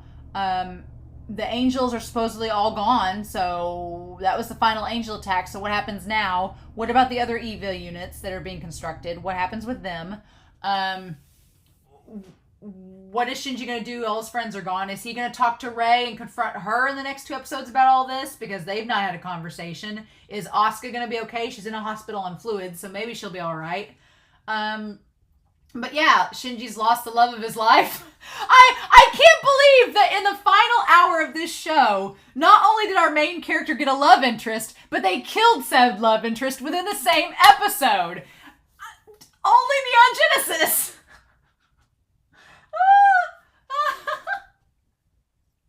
It's great. It's great. It's great. But I really love Nagisa's character. He was so good, and I hope he comes back for the rebuild movies. I really do, because I want to see him again. He was such an intriguing character. He was like, he had the vivaciousness of Kaji, but the youthfulness and the age appropriateness of a love interest for our main characters. I'm just like, show, you give us like an ounce of BL and then just burn it all away, huh? Typical, you cowards. But yeah, wow. This was great. I have talked for 2.5 hours. Great. So, I'm really curious to know your thoughts down below.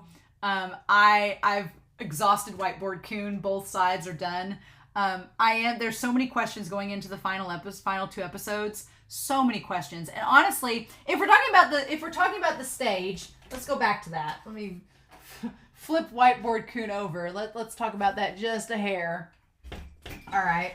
So if we're going back to this, to talk about the phallic versus the lenient stage before we go, I guess this is kind of like the phallic stage a bit, because Shinji is lamenting. He's mad at his dad, not necessarily for taking his mother's love, but for existing. So he is mad at his father. So we touch base on that. But the lenient stage was all about making those connections and moving and either staying stagnant in childhood or moving on to adulthood. And it seems like characters like Asuka and Ritsuko are stuck in their childhoods. Asuka is stuck in her childhood with her mom. Ritsuko is stuck in the past with her own mom as well. So they kind of like haven't gotten through that barrier, oddly enough, it seems. Whereas Misato, she's like, no, this is just how the world works and this is how it's got to be. So to be an adult, this is what we got to do. And she was willing to go to the lengths of killing everybody to save the world. And now Shinji has made that same decision, but Shinji's not happy about it. And so it feels like Shinji has taken that step into adulthood, but he's not happy about it. Not on board with it. So that's interesting. But I feel like we're in that lenient stage now. We've moved from the phallic into the lenient stage. The question is, are we going to be in the lenient stage in the next episode as like the aftermath from all of this? I thought this episode would be the aftermath from Ray, and then we get this 180 that comes out of nowhere. Again, thank you all for not spoiling me. Best surprise of my day. But there's that. And then on the other hand, are we going to stay in the lenient stage, or are we going to move into the genital stage by episode 26? Where we see if all this panned out and everybody's doing great. I don't know. But with that being said, I'm very curious to know your thoughts down below. I hope you all enjoyed this reaction and this insanely long-winded discussion, but Nagisa deserves it! He deserves the world, and I freaking love his character, and I am so freaking sad that we don't get more of him yet. And maybe he'll come back in the last 2 episodes. Maybe he didn't die. Maybe that decapitation, he was an angel, so I mean, what can we say? Who knows? So, in the meantime, I hope you all have a wonderful week. Please stay safe, take care, and yes, I will be back next week with comments on episodes 22 and 23 and more Neon Genesis Evangelion for the penultimate episode of the original series. See you then.